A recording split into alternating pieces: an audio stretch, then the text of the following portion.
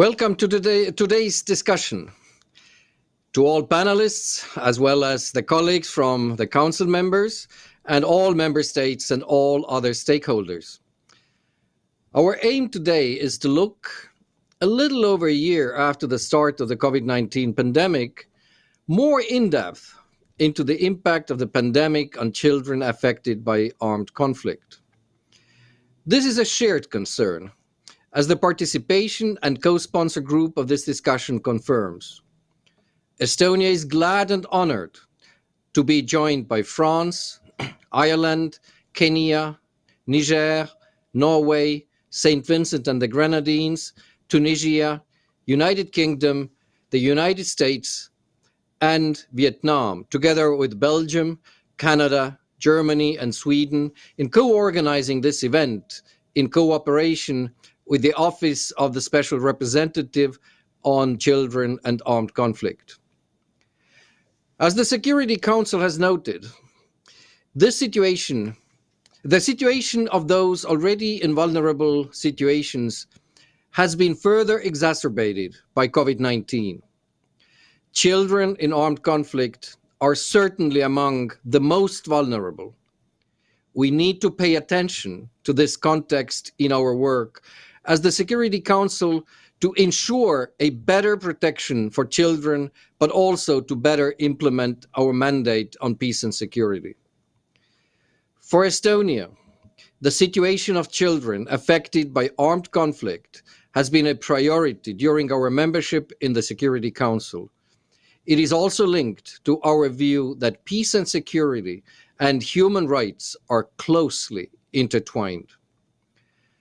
We have a long and very strong cooperation with the Office of the SRSG, as well as UNICEF, and our support to them will continue. During Estonia's Security Council presidency in June, we will also organize the annual debate on children and armed conflict. We hope that today's discussion helps to prepare for this. Today, with the help of the panelists and colleagues, we aim to look at the different aspects of how COVID-19 has affected the protection of children in conflict, its impact on the violations against children, on the work of the crucially important UN monitoring and reporting mechanism, and on the engagement with parties to conflict.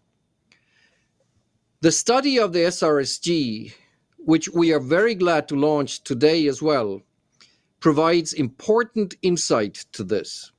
We sincerely thank the SRSG and her team for its preparation. I am sure that my colleagues will help provide insights into the many different aspects of this issue, including, for example, the differentiated impact of the pandemic on girls, the negative effect on the access to education, the importance of child protection capacity, as well as regional challenges. Equally, we cannot forget the importance of the implementation of the SG's call for a global ceasefire and Security Council resolutions 2532 and 2565. It will probably not be a conclusive discussion. The impact of the pandemic will be with us for longer, but we are glad to make a start. With this, I am pleased to introduce our panelists today. We are looking forward to your experience from various regions of the world of the challenges brought by COVID-19, as well as the means to overcome them. We are joined today by Special Representative of the Secretary General on Children and Armed Conflict, Ms. Virginia Gamba. Ms. Gamba has been in her post since 2017 and brings more than 30 years of experience and professional leadership on issues relative to disarmament, peace, and human security. She has served as Assistant Secretary General, head of the Joint Investigative Mechanisms on Syria, and as Deputy to the High Representative for Disarmament Affairs and Director of the Office for Disarmament Affairs. On 3rd of May, the Office of the SRSG published a study on the impact of the COVID-19 pandemic on violations against children in situations of armed conflict, which will be launched and discussed at today's meeting. Then we have Deputy Special Representative of the Secretary General for Protection and Operations of MONUSCO, Mr. Kassim Diagne. Mr. Diagne has more than 25 years of experience in refugee protection, political affairs, management, and oversight. He has long worked with UNHCR, including as a regional representative to the United States and the Caribbean, as well as in key roles in Liberia, Cameroon, Pakistan, Cote d'Ivoire, Rwanda, Kenya, and Somalia. The third briefer will be Chief of Human Rights Service of UNAMA, Ms. Fiona Fraser. Ms. Fraser has been in her post since August 2019 and also serves as the representative of the UN High Commissioner for Human Rights in Afghanistan. Prior to this, Ms. Fraser was head of the UN Human Rights Monitoring Mission in Ukraine. Her work as on human rights has taken her to Central Asia, Bosnia and Herzegovina, Belarus, and the Philippines. And then Director of Emergency Programs of UNICEF, Mr. Manuel Fontaine. Mr. Fontaine is UNICEF Director of the Office of Emergency Programs, where he has served as the Global Emergency Coordinator for UNICEF's COVID-19 response across 128 countries. He has more than 25 years of experience with UNICEF, including as Regional Director and Country Representative. And finally, Regional Director for West and Central Africa of Save the Children, Mr. Philippe Adapo. Mr. Adapo has recently led the development of Save the Children's Sahel strategy, which focuses on responding to emergencies and conflict, delivering innovative humanitarian, anticipatory action and development programs, and ensuring children's voices are heard through our campaign and advocacy work across Mali, Niger, northern Nigeria, and Burkina Faso. And so, without further delay, allow me to give the floor to Ms. Virginia Gamba. Ms. Gamba, you have the floor. Mr. President, Your Excellencies, distinguished members of the Security Council, I'm honored to be here with you today, and I would like to thank the Permanent Mission of Estonia for its leadership in the organization of this Arria-formula, and to all the 14 member states that are supporting this meeting. Excellencies, the COVID-19 pandemic has had and is still having a major negative impact on our lives. Vulnerable people living in dire situations, including because of armed conflicts, have been particularly affected, and children once again find themselves at the center of despicable events and much suffering. They have lost family members, friends, teachers, doctors, and other important reference points in their lives. More than 1 year after the outbreak of the pandemic, there are important lessons that can be learned. And among these, I would like to share with you the 3 that are particularly relevant to my mandate. First of all, no one is immune to the COVID-19 pandemic, and as a result, we must be able to invest more on preventive actions to better protect children affected by armed conflict globally.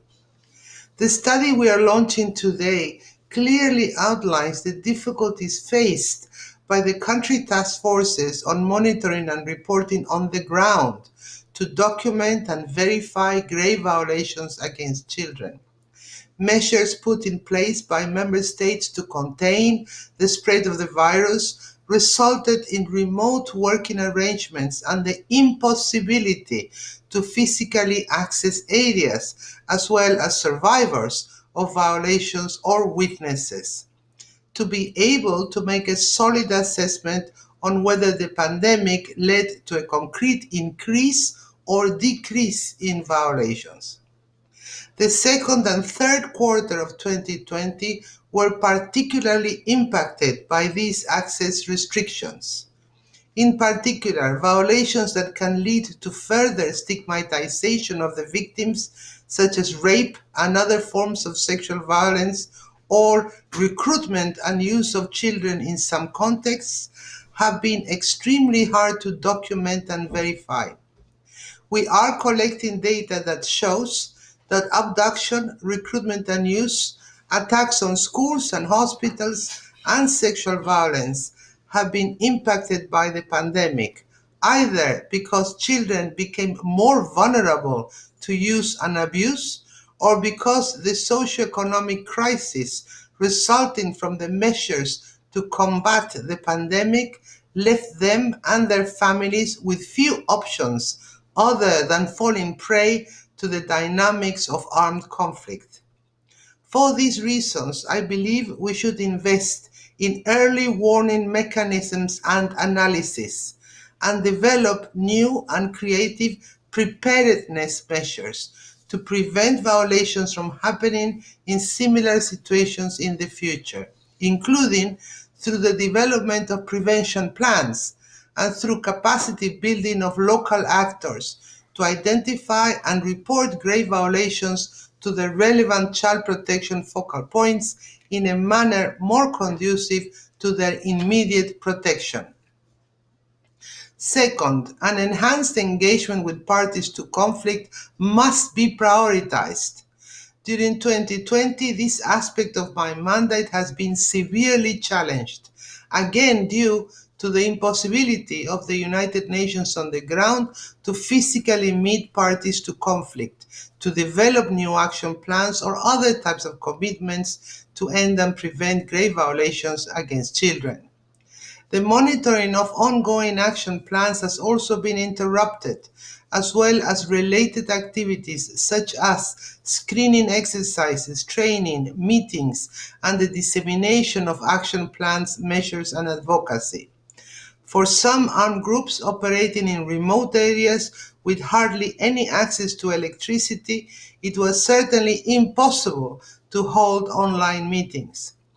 On a positive note, though, some country task forces on monitoring and reporting were able to find creative solutions to continue engaging with armed groups despite the COVID-19 restrictions, either by training and relying on local counterparts or, for those based in urban areas, on good internet connections. Technology is indeed an important element that needs to be further explored in the context of the monitoring and reporting mechanism. Third, it is imperative to focus on long-term actions for the protection of children affected by conflict through flexible funding, the prioritization of child protection activities in mission contexts, and the development of tailored child programs to meet the needs of children on the ground. The economic reintegration support for children formerly associated with armed groups or forces was significantly delayed for large numbers of children recently separated, as agencies were unable to set up new reintegration projects due to the challenges I mentioned earlier. To this end, I believe it is of key importance to establish new partnerships among international, regional, and local actors, including the donor community, with the aim to provide a holistic approach to child protection prevention and response. This would also facilitate progress in the achievement of the Sustainable Development Goals and the Agenda 2030. Excellencies, I would like to take this opportunity to emphasize the importance of focusing on preventive actions to improve the protection of children, and in this regard, the need to prioritize the allocation of flexible funding and resources for child protection. Funds should not be diverted from essential child protection tasks and MRM activities to support COVID-19 prevention and response. but rather ensure that child protection is mainstreamed in preparedness and response plans and emergency funding proposals, including in the context of the COVID-19 response. I believe we must invest more on analysis of MRM data to be able to assess what the overall impact of the pandemic has been on children affected by armed conflict, so as to find new ways to address similar situations in the future. In this regard, it is important to note that any increase in CAC violations resulting from this health crisis, once identified, should be considered within a broader context of increased vulnerabilities of children to many violations and abuses as a result of the pandemic, such as exposure to exploitative and hazardous relationships, increased social isolation, and reduced access to services and humanitarian assistance. Many violations are interdependent and responses should be coordinated at the interagency level. To conclude, Excellencies, the COVID-19 pandemic on children used and abused in, for, and by armed conflict will have long-lasting effects on them and on the environment they live in. We must join forces and put in place measures to ensure children are protected, while enhancing the capacity of the UN on the ground to be able to sustainably monitor and report grave violations against children in armed conflict, as well as engage in prevention of violations whenever possible and as demanded by joint action. The COVID-19 pandemic is a global problem that requires global solutions. For children used and abused in, for, and by armed conflict, the pandemic is an aggravating factor. In dealing with this complex scenario, we must remember that children are the most vulnerable of populations and that the SDGs demand that we move forward globally, leaving no one behind. Children used and abused by conflict deserve to be prioritized. We must make sure they are not left behind. I thank you. Thank you, Ms. Gamba. I now have the pleasure to give the floor to our second briefer, Mr. Kasim Diagne. Sir, you have the floor. Thank you very much, Excellencies, ladies and gentlemen, all protocols observed. Let me begin, Ambassador, by thanking you and your team at the Permanent Mission of Estonia to the United Nations for organizing this Arria-formula meeting and for inviting MONUSCO and myself to contribute to the discussion.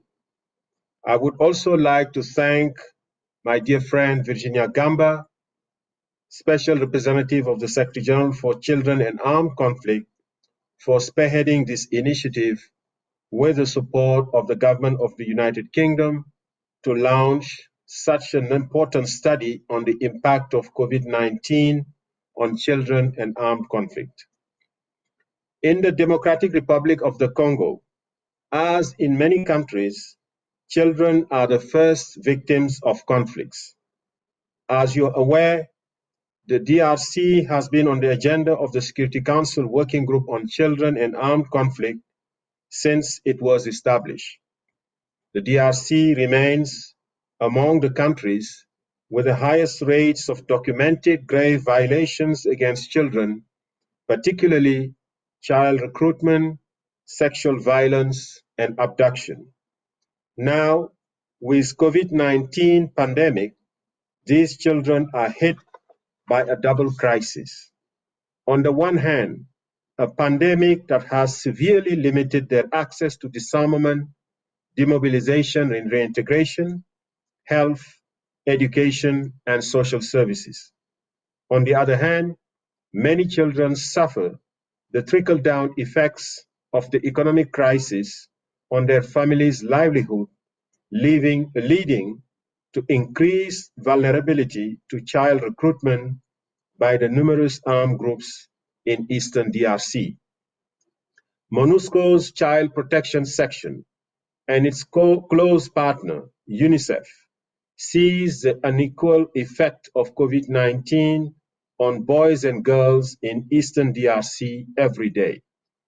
Despite limited mobility under COVID-19 restrictions, our teams documented an increase in most child rights violations in 2020 compared to 2019.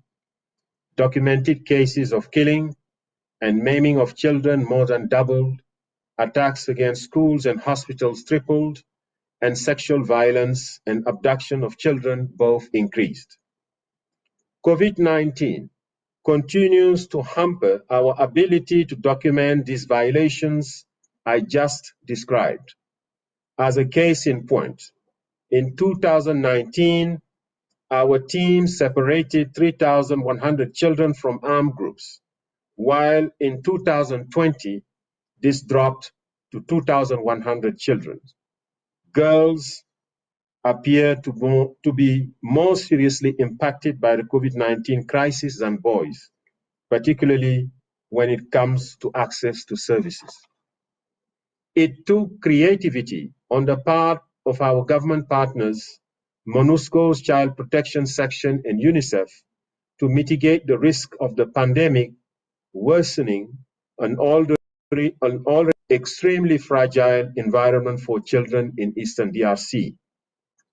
We maximize deployments of partners to the field and remote monitoring of more visible violations such as attacks on schools and hospitals when our staff was under mission lockdowns. When these lockdowns were gradually lifted, we immediately resumed COVID-19 compliant deployment of staff to release children from armed groups. We also worked closely with the Congolese Armed Forces and the National Police to sensitize them on the need to minimize risks COVID-19 poses to detained children and to speed up the time of handover of children formerly associated with armed groups from detention to child protection actors. In 2020 and 2021, 9 non-state armed groups, factions, signed our Children and Armed Conflict Unilateral Declaration and Roadmap committing to end and prevent child recruitment and other grave child violations, bringing the total armed groups that have formally signed unilateral declarations to 39. As a direct result of this dialogue, 838 children were voluntarily released by their commanders in 2020 and 50 more in the first quarter of this year. Excellencies, it is clear that COVID-19 will be with us for many months to come, coupled with the fact that many conflicts may not be resolved soon. So the question is, what lessons can we learn to keep children protected during these times of armed conflict and pandemic? I would like to suggest 5 avenues for further reflection. First, we need to underscore the importance of increased collaborations between governments and the different members of the United Nations family devoted to protecting children and the right to health. We saw here in the DRC that the pandemic catalyzed improved coordination across the monitoring and reporting mechanism referral system within the country task force. Second, even in the midst of the pandemic, peace processes and negotiated surrenders continue. Here in the DRC, we expect the government to soon issue its long-awaited national ordinance on disarmament, demobilization, and reintegration. MONUSCO is in the process of finalizing its support to the government on this very important framework and will prioritize COVID-19 compliant demobilization of children. Third, with the successful release of more than 2,100 children after our direct engagement with armed groups, we know engagement can work even during COVID-19 pandemic. So, sustained engagement is key. Fourth, Successful monitoring and reporting also requires adapting our working methods to maximize the use of social media, traditional media tools, and sharp messaging to counter misinformation. Finally, I would like to echo the call just made by SRH's Gamba for the international community to continue funding child protection activities with a particular focus on education and sustainable livelihood activities. Thank you very much for your attention. Thank you, Mr. Diagne. I would now like to give the floor to Ms. Fiona Fraser. Ms. Fraser, the floor is yours. Thank you.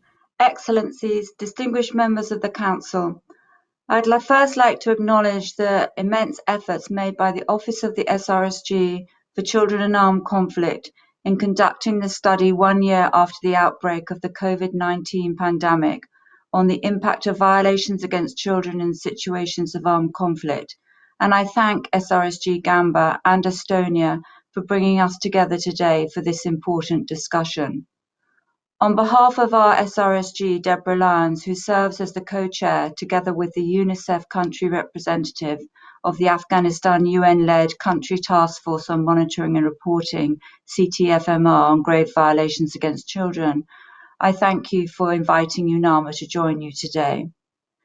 In Afghanistan, the first confirmed case of COVID-19 was recorded in the western province of Herat in February of 2020. Since then, COVID-19 has added to the uncertainty, increased vulnerability, and extreme distress of children and their families.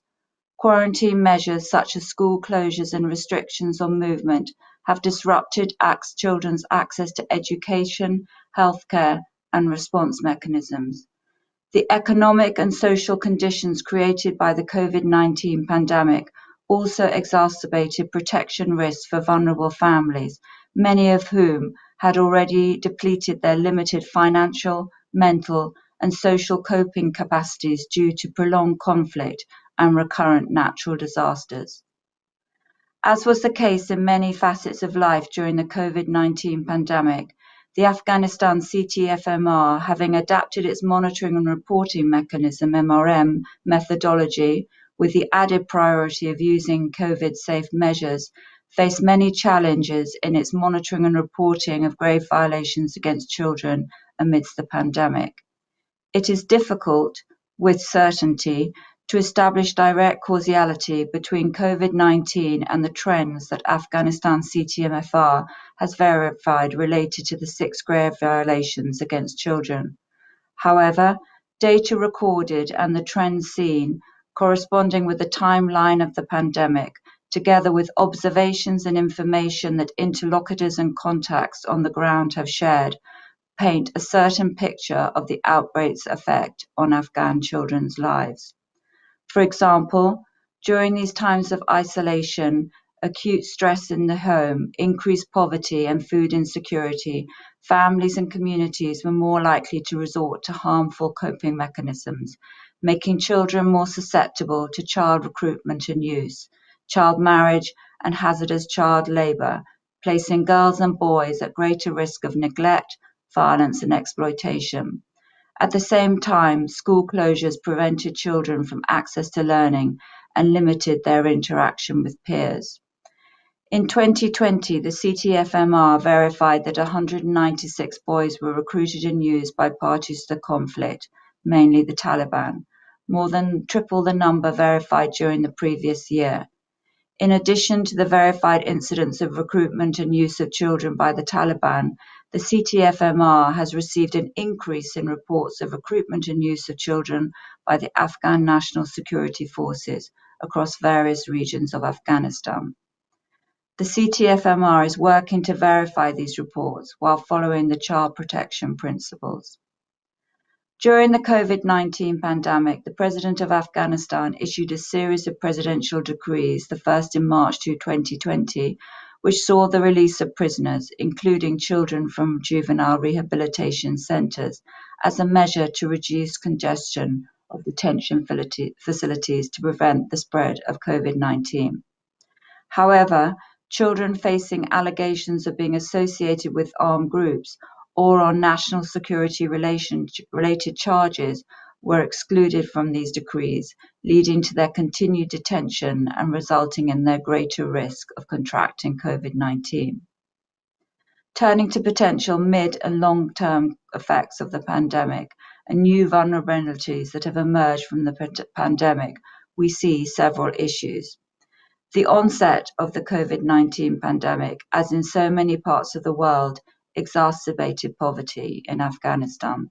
Many schools remain closed, and children who were not in school may have been more prone to being recruited and used by parties to the conflict, especially as with increased poverty, many children face pressure to help provide for their families rather than stay in school.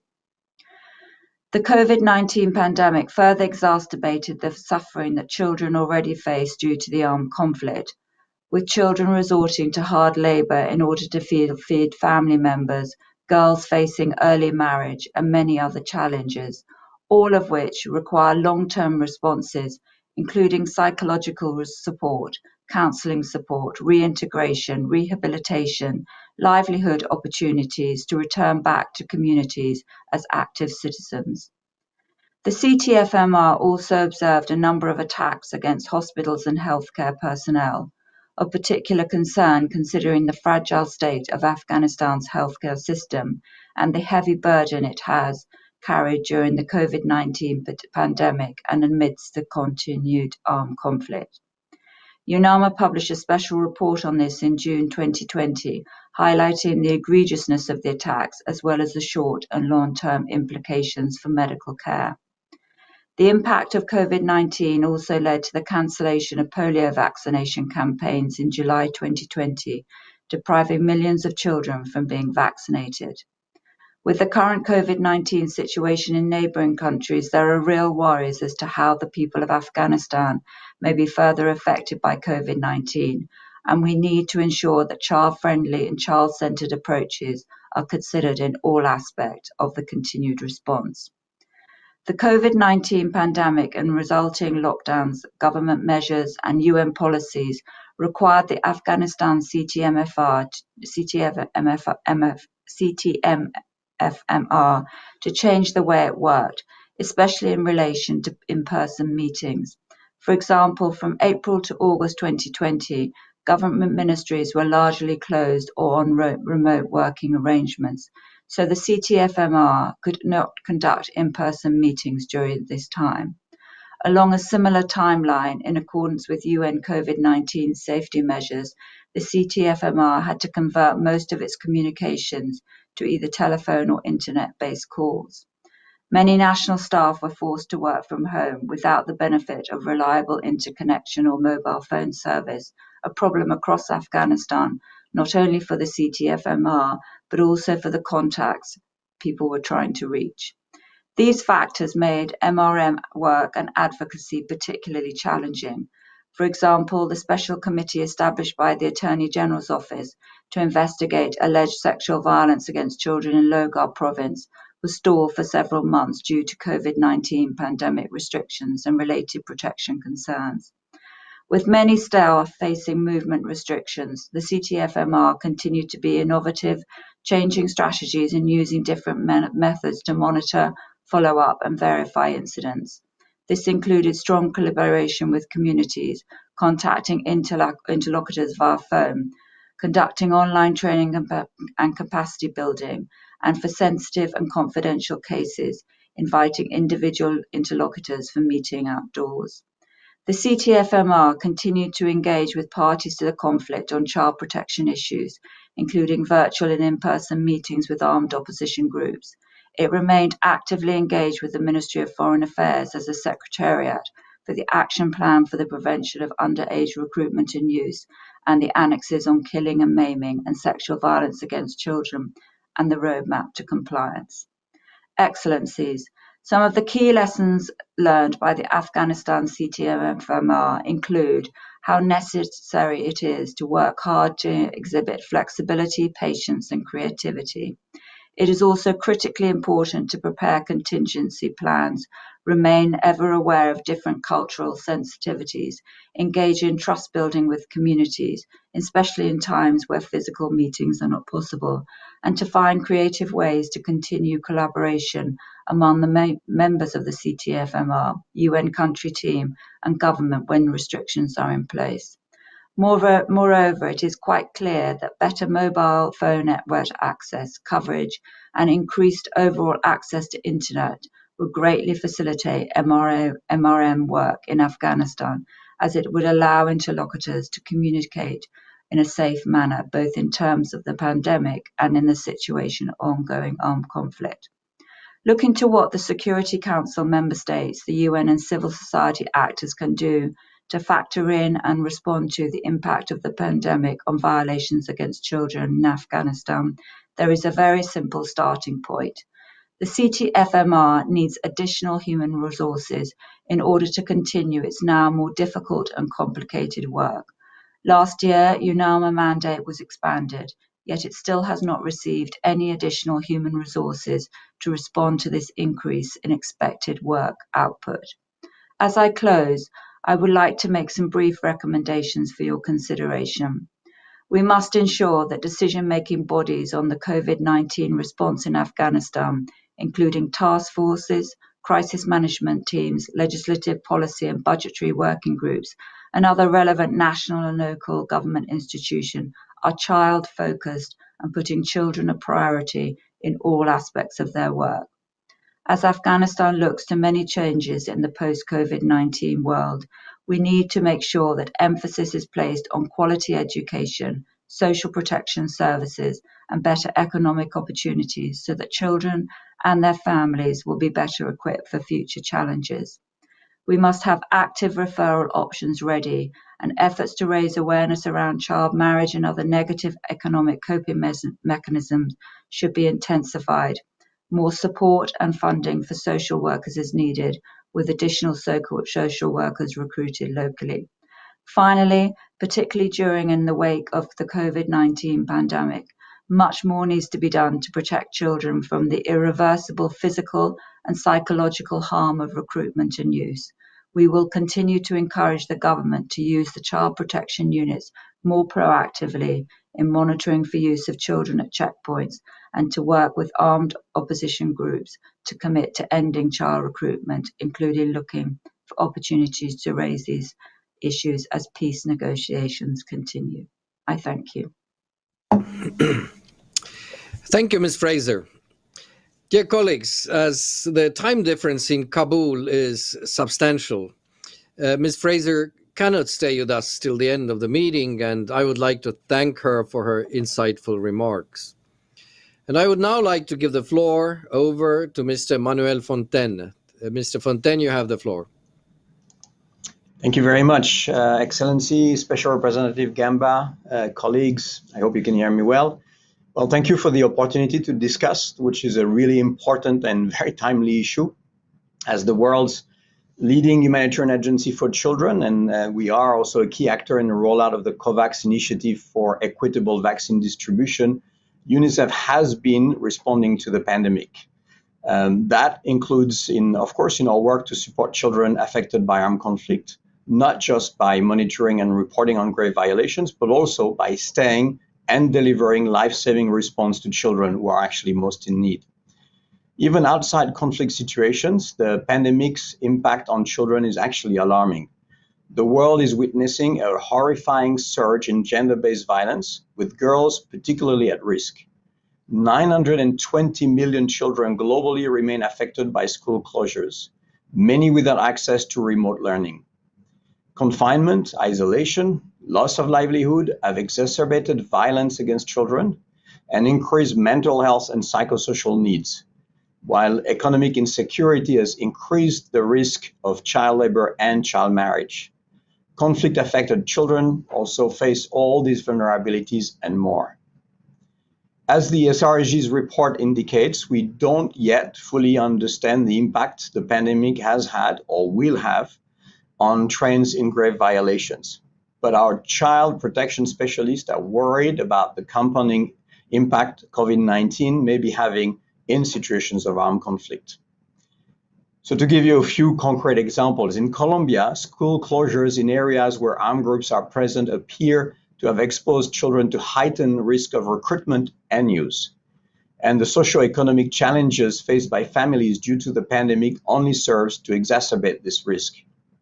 In West Africa, our specialists are concerned that heightened socioeconomic insecurity may lead to increased use of adoption of children for ransom, which is an increasingly alarming trend if verified. And I recently actually learned about two 11th grade boys in another context whose teacher only discovered that they had been forcibly recruited by an armed group when they stopped actually showing up to school to pick up their remote schooling guides. The teacher actually believed that at least 10 other boys faced the same risk of recruitment given the circumstances that have been fostered by the pandemic. In addition to this heightened risk for children, the pandemic has created access challenges for monitoring and verification, as others have already mentioned. While verification standards remain as robust as ever, and I want to really reassure you of that, and the UN continues to be able to identify general trends, it will take some time for colleagues to verify the backlog of reported cases. Nevertheless, despite these challenges, I want to take this opportunity to highlight the real resiliency of the UN teams on the ground who found ways to stay and deliver, but also be there on the side of children in armed conflict and deliver on their mandate. In Myanmar, for example, pre-COVID conflict dynamics and existing access restrictions meant that the UN was already well-versed in adapting to shifting access dynamics and had built the community-based networks necessary to facilitate the remote work required during the pandemic. The CTFMR was even able to actually turn COVID-19 impediments into opportunities with the signing of the first ever joint action plan with the non-state armed group, the Democratic Karen Benevolent Army. The establishment of online communication with the group enabled regular, smooth negotiations, which may actually have been more cumbersome if to achieve through physical meetings given the group's physical location. In Yemen, the CTFMR was able to accelerate the release of almost 70 formerly associated children detained in a military facility due to the urgency created by the pandemic. An additional 95 children held in interim care centers in the country were actually rapidly reunified with their families before lockdown took effect. Although case management has adapted to movement restrictions, as was the case in many countries, protection actors face challenges in supporting certain aspects of release and reintegration programs that actually require travel or are actually difficult to replicate through just virtual platforms. In the Philippines, colleagues managed to continue a number of important programmatic interventions despite COVID, including, for example, sustained engagement with parties to conflict on prevention frameworks, as well as technical assistance and capacity building to more than 200 government stakeholders on the special protection of children in situation of armed conflict through virtual platform. And in Somalia, UNICEF also ensured that reintegration centers remain open for recently released children by implementing strict social distancing, hand washing, the ones we know and we apply ourselves every day, in addition to the provision of PPE to staff and children, reaching over 1,500 children in 2020 alone. So through all this experience really about work in the field, staying and delivering and being close to where children need us. Many of these experiences still ongoing, by the way. UNICEF has actually learned a few important lessons that I'd like to share with you. One is funding for monitoring and reporting capacity and response programming is more crucial than ever. The COVID experience has only underscored what we already knew. Monitoring and reporting and required programmatic responses are inherently human, resource-intensive activities. Without sufficient resources, the work cannot continue. Second, access to internal and digital communication services must be scaled up in conflict-affected settings. It's critical for monitoring and reporting to continue in the face of crises like COVID, but it's also fundamental to ensure that the most vulnerable children have access to education, which is why it is a core tenet of case management adaptation as well as UNICEF Reimagine Education Initiative. Third lesson learned, the value of building strong networks and partnerships cannot be overstated. These networks really allowed monitoring to work to continue safely and robustly in the countries that actually had those networks. And then finally, fourth lesson, remote and virtual engagement can be used to create opportunities to advance the protection of children, but in such sensitive work that relies so heavily on the building of trust, it can never fully replace the face-to-face engagement with survivors, witnesses, and of course, parties to conflict. So, Excellencies, we continue to count on your support. While the situation may be improving here in New York, as we all experience every day, conflict-affected children will be dealing with the lingering impact of the pandemic for the foreseeable future. So therefore, we all need together to remain vigilant in our joint effort to protect the children most impacted by the pandemic. Thank you very much. Thank you, Mr. Fontaine. I would now like to give the floor to our last briefer, Mr. Philippe Adapeux. Sir, you have the floor. Thank you, Excellencies and honorable participants. I am very grateful for the opportunity to share experiences from Save the Children work in the Sahel to contribute into this important and timely discussion. Before the outbreak of COVID-19, the Sahel region was already facing an unprecedented crisis. Escalating violence, rising levels of food insecurity, ongoing displacement are creating one of the most severe humanitarian emergencies in the world. With 50% of the Sahelian population being under 15, this is very much a children crisis. Grave violation of children's rights, unfortunately, are widespread in the Sahel. In 2020, 2.3 million children were in need of protection assistance across Sahel. COVID-19 has only exacerbated the challenges facing children in the Sahel.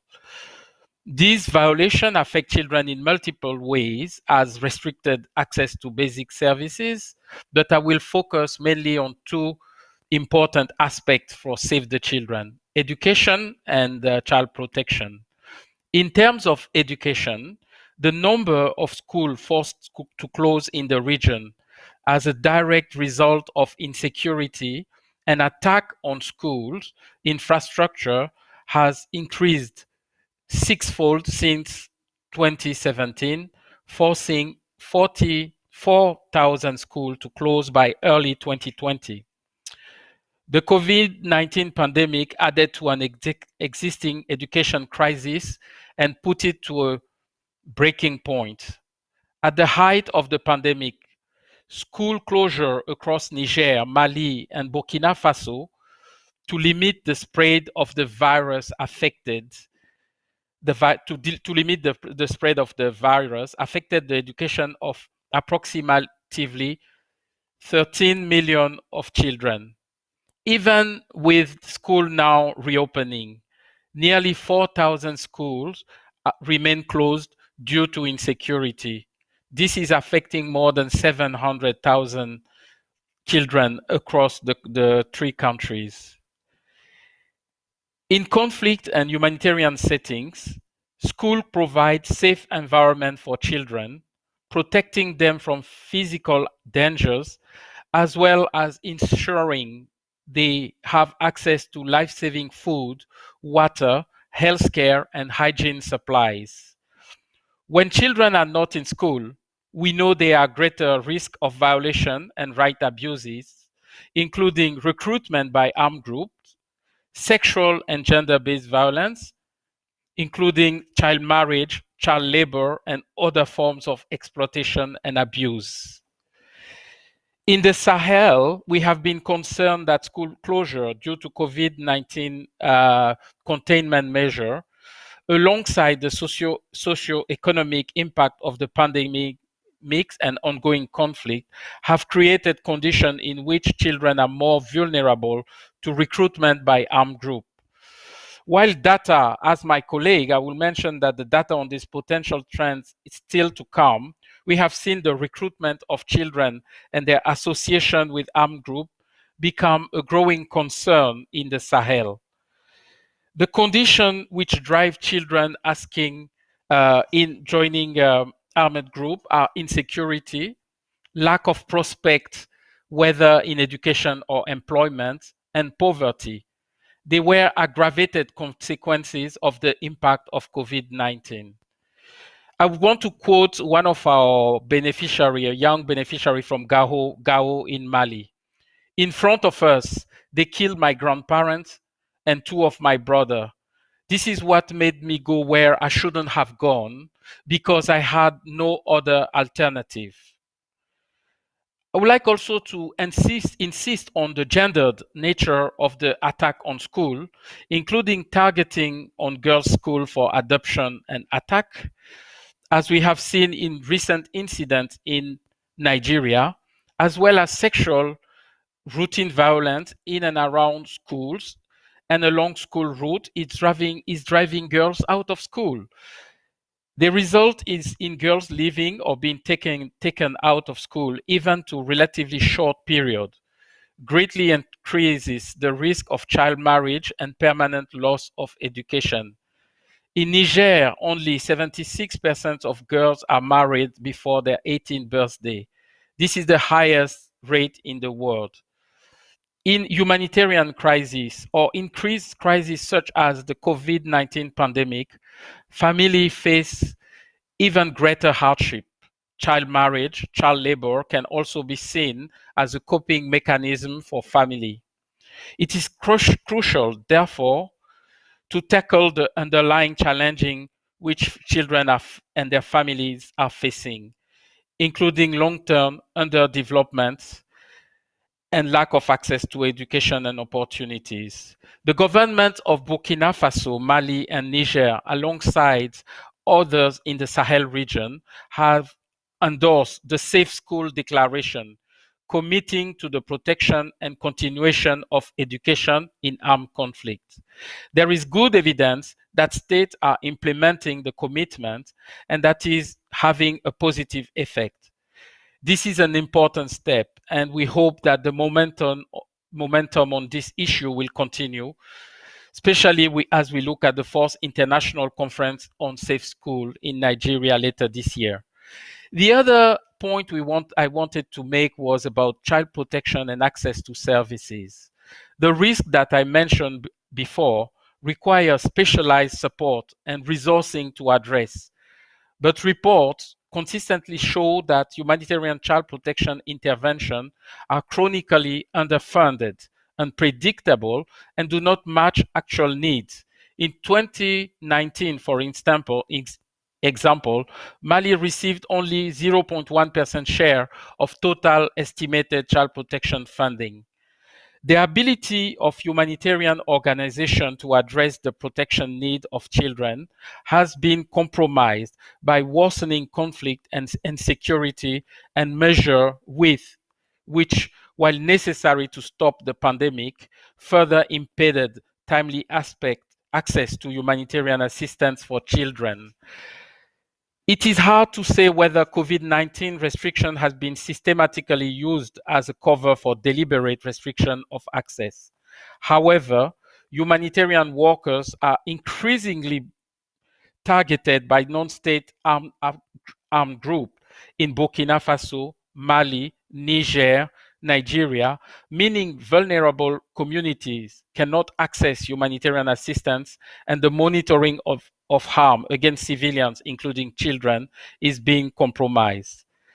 Despite this, child protection actors, including those engaged in MRM and tasked with implementation of the UN Security Council CAC agenda, are still playing a critical role. Throughout the pandemic, we have seen child protection actors adapt to new challenges and continue to support children and families who are experiencing serious child violation. For example, through remote case management services and effort to strengthen community-based protection actions. We also seen continued effort to monitor and verifying grave violation, analyze root cause, and engage in dialogue with parties to conflict in order to end and prevent grave violation. I will end with 5 recommendations. 1.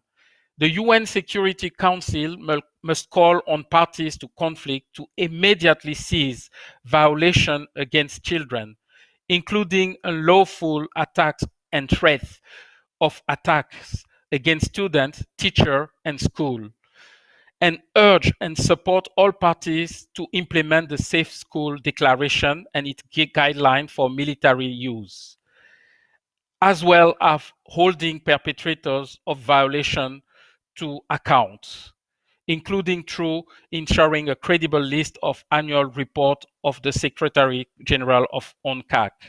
Second, a greater emphasis and resources must be placed on facilitating dialogue between stakeholders, states, the UN, NGOs, and non-state armed groups to better protect children from grave violation.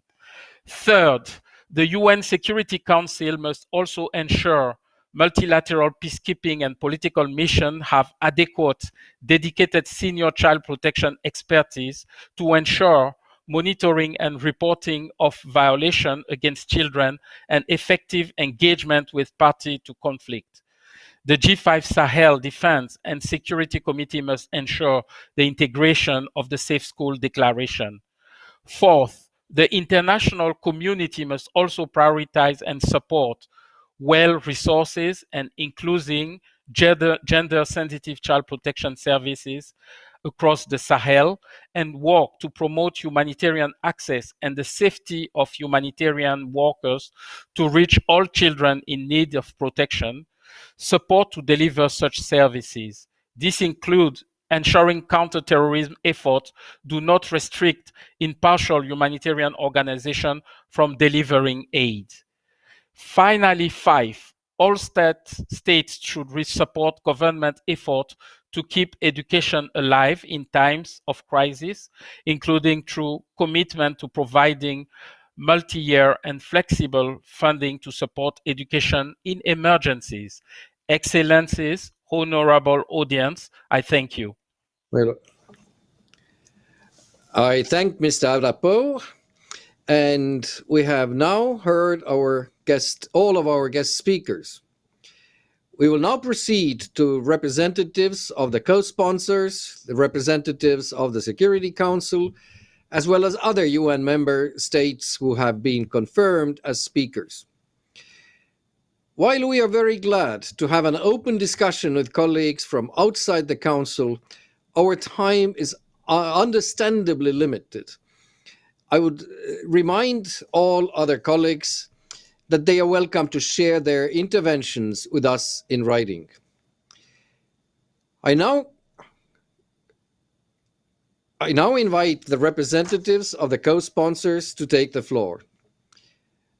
I would kindly remind all colleagues to keep your interventions, if possible, to 3 minutes. I first give the floor to Norway.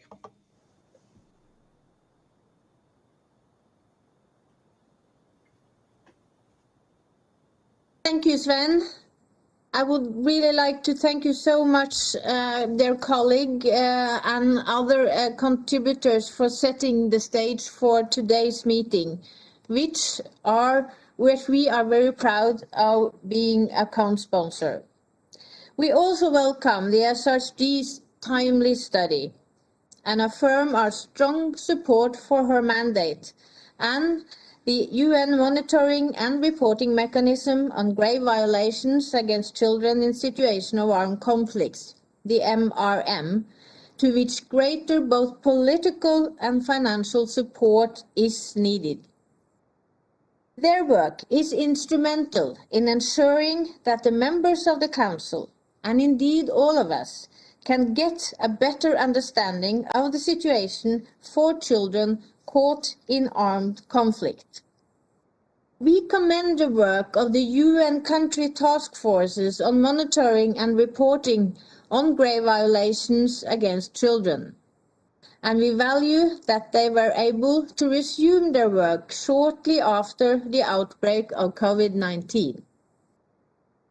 We are at the same time deeply concerned that the monitoring of the six grave violations has become more difficult, and that the pandemic has affected the capacity of the country task forces and their partners to respond to such violations. This is particularly troubling against the backdrop of the pandemic, which is threatening to undo gains on the protection of children. For example, the socioeconomic effects of the pandemic have been a push factor for the recruitment and the use of children in armed conflict. In Colombia, OCHA has reported a 113% increase in armed groups' forced recruitment of children from 2019. And this from January to June 2020 only. A highly worrying trend. And while the reasons are complex and many, the pandemic is undoubtedly a catalyst.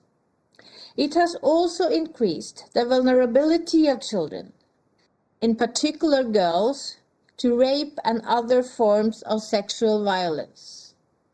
Our effort to protect and respond to children-related sexual violence must be stepped up and perpetrators held to account. Colleagues, attacks on healthcare both hampers the COVID-19 response and hinders access for children to healthcare. We call on all parties to swiftly implement Resolution 2286. We've seen also the increased vulnerability of children being out of school. Since the start of the pandemic, SRSG Gamba has warned us that schools, more than ever, are viewed as strategic military assets. Preventing military attacks against schools and ensuring their civilian character must be a priority. The Safe School Declaration is an important tool, and we warmly welcome our dear Mexican colleagues' endorsement of the declaration and call on others to follow their example. We are pleased to see also steps taken by the African Union to prioritize protection of children in conflict situations and encourage closer cooperation between the UN and the AU together with other regional organizations on CAC. Dear colleagues, this year's 25th anniversary of the CAC mandate is an opportunity to take stock and strengthen the tools and mechanisms available for the mandate. We have a responsibility to recommit to ensuring all children are safe in conflicts. Thank you. Thank you, Mona. And I now give the floor to Niger. Abari, please.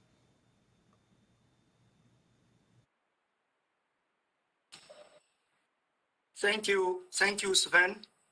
Dear colleagues, it is clear what the COVID-19 pandemic has been devastating, and not least for children in situations of armed conflict.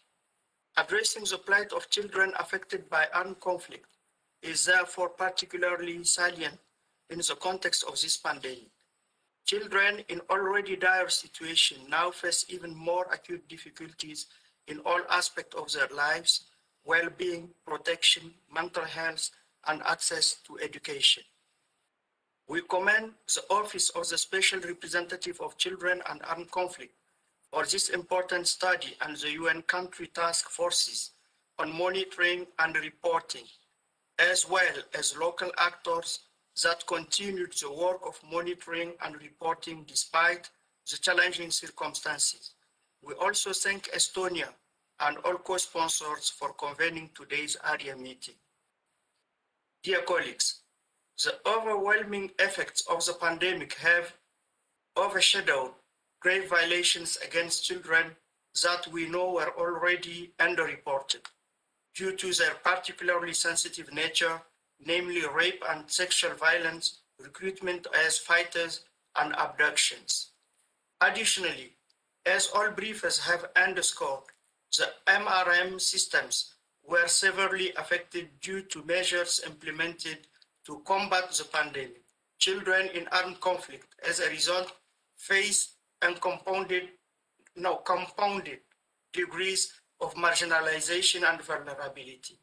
They are deprived of essential protection service, subjected to violations, and for some, they are confined and trapped in unsafe spaces.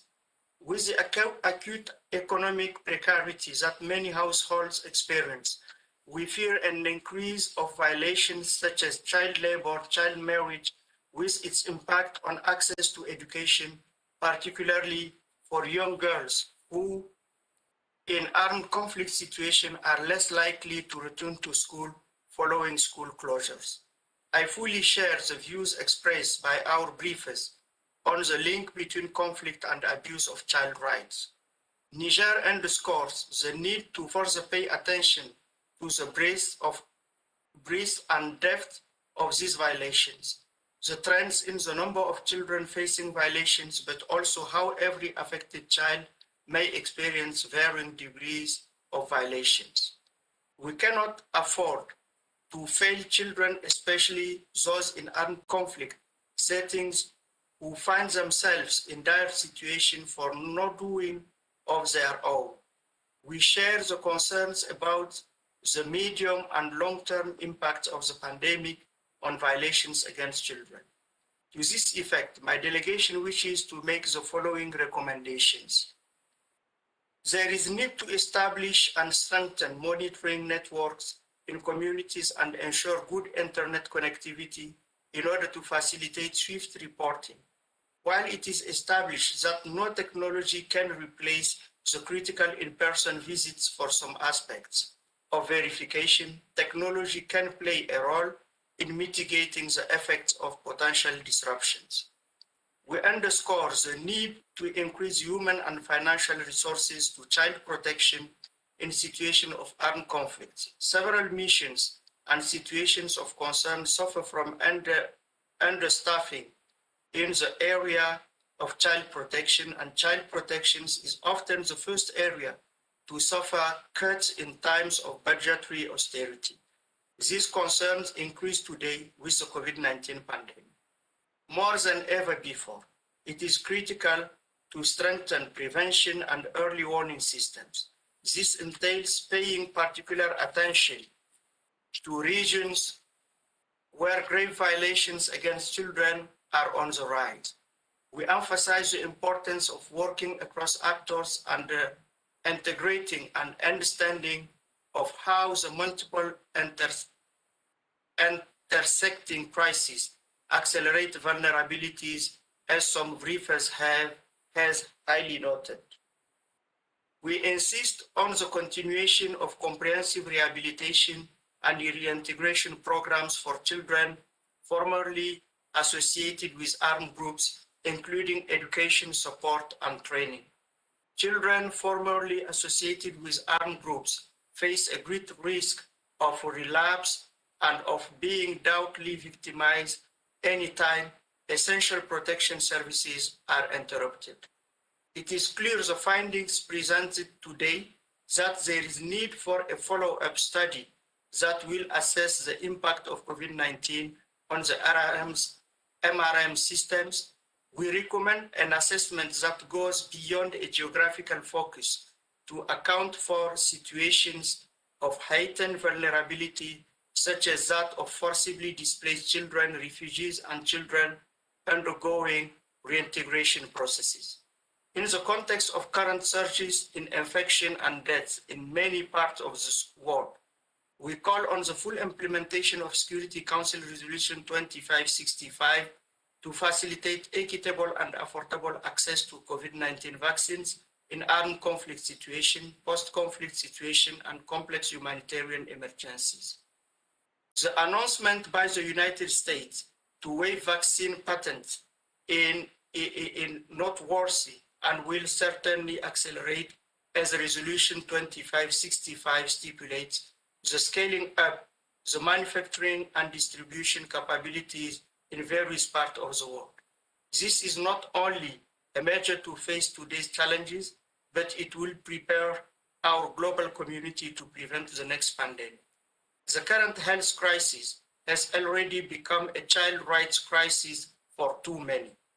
When health systems collapse on such a major scale, to do protection mechanism and many other prevention measures. The suspension of key vaccination campaigns may lead to the emergence of preventable diseases with consequences on children. Lastly, colleagues, Niger firmly believes that there is a need to respect and uphold the fundamental rights for access to education of all children, as a pillar of conflict prevention, but also because it is simply the right, just, and human right thing to do. There is no substitute to access to quality education, especially for children in armed conflict. This can open doors of learning, opportunities, and hope of a better future. To conclude, we pay tribute to child protection actors working under challenging circumstances to complement the important ensure that children in situations of armed conflict receive the care and protection that they need. I thank you, Sven, for your kind attention. Thank you very much. And I now give the floor to Vietnam.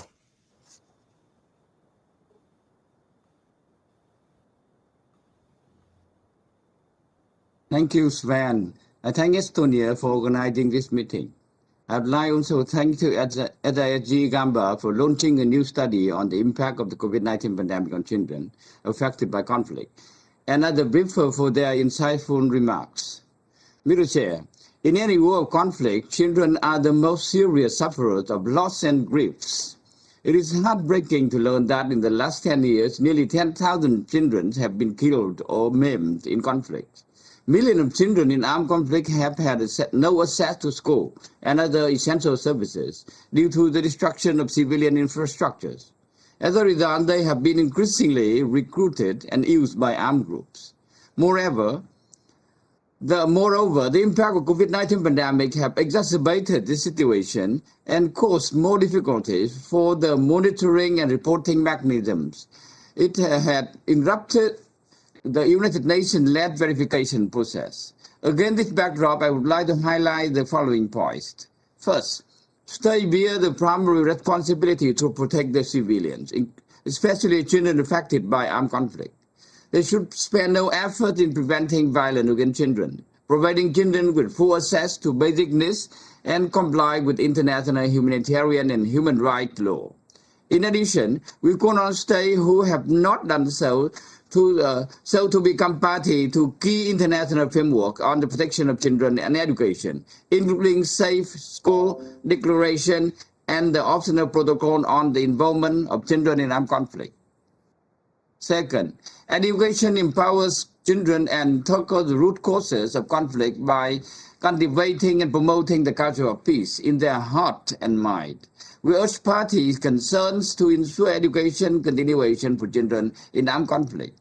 In this connection, we call on parties to armed conflict to immediately prevent and end all attack on schools, including on their personnel.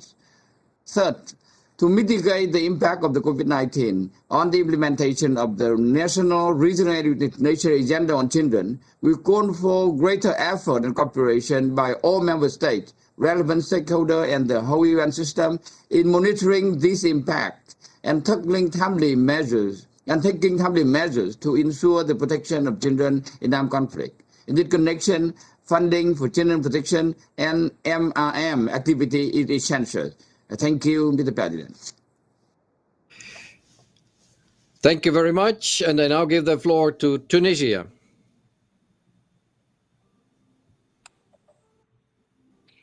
Thank you very much, Mr. President. At the outset, I would like to thank Estonia for organizing this timely meeting on this very important issue related to one of the most concerning impacts of the COVID-19, since it is about violations against children in situations of armed conflicts. We are all aware every child needs stability, safe and secure surroundings, good education, nutritious food, well-being, peaceful and healthy living environment, and appropriate guidance and discipline. This means they should not be in situations of armed conflicts, violence, and hostilities. Unfortunately, today in many regions of the world, the reality is grim, with millions of children who are not only trapped in conflict situations, but also are victims of heinous crimes and violations. This already dire situation of children victims of such violations has been exacerbated and worsened by COVID-19 pandemic, which increased their vulnerabilities and will have devastating short, medium, and long-term consequences on their physical and mental health, protection, education, and their future in general. The number of grave violations against children remains unacceptably high, while respect for international humanitarian law, international human rights law, and children's rights continues to erode in conflict zones.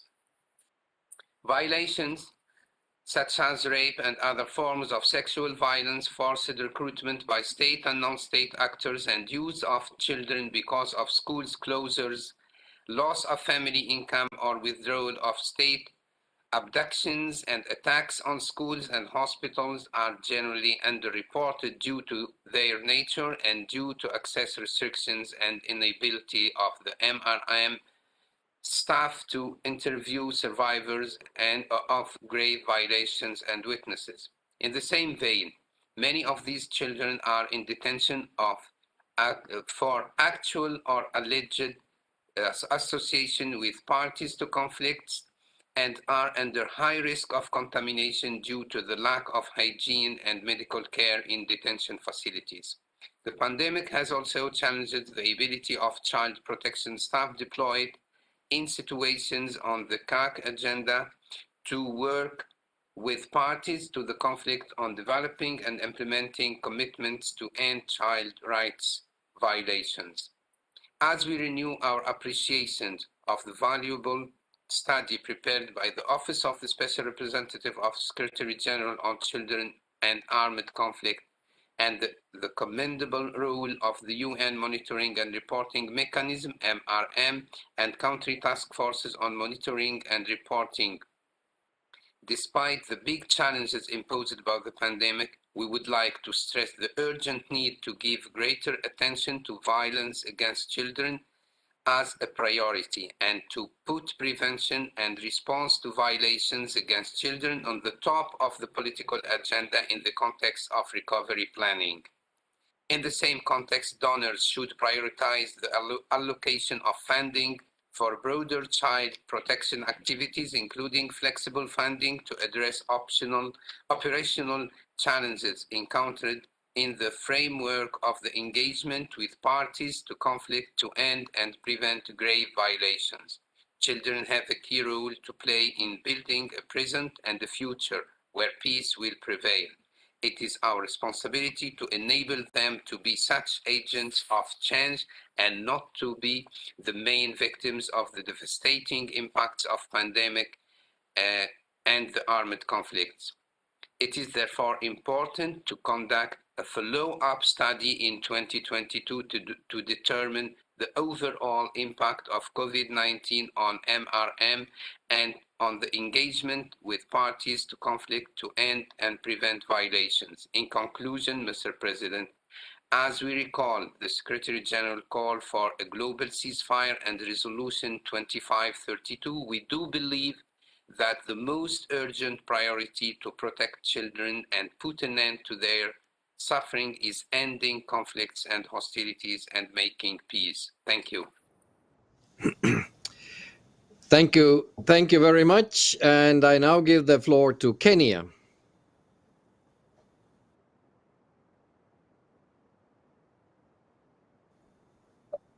Thank you very much, Sven, for holding this event and giving me the floor, and I commend you and your team for organizing this important meeting, and also for your very impressive conferencing capabilities that we're seeing, which I think reflect Estonia's leading capabilities in the digital realm.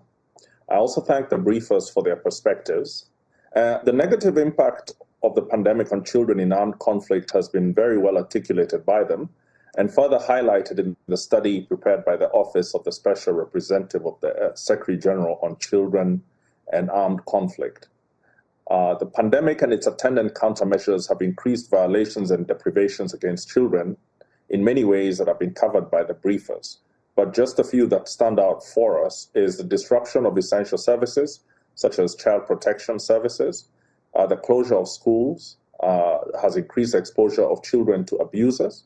The interruption in the prevention plans and services intended to prevent and address violations against children. We also note with great concern the continuing acts of terrorism in different regions. Terrorist groups such as Al-Shabaab and the Islamic State Central African Province are killing and maiming civilians.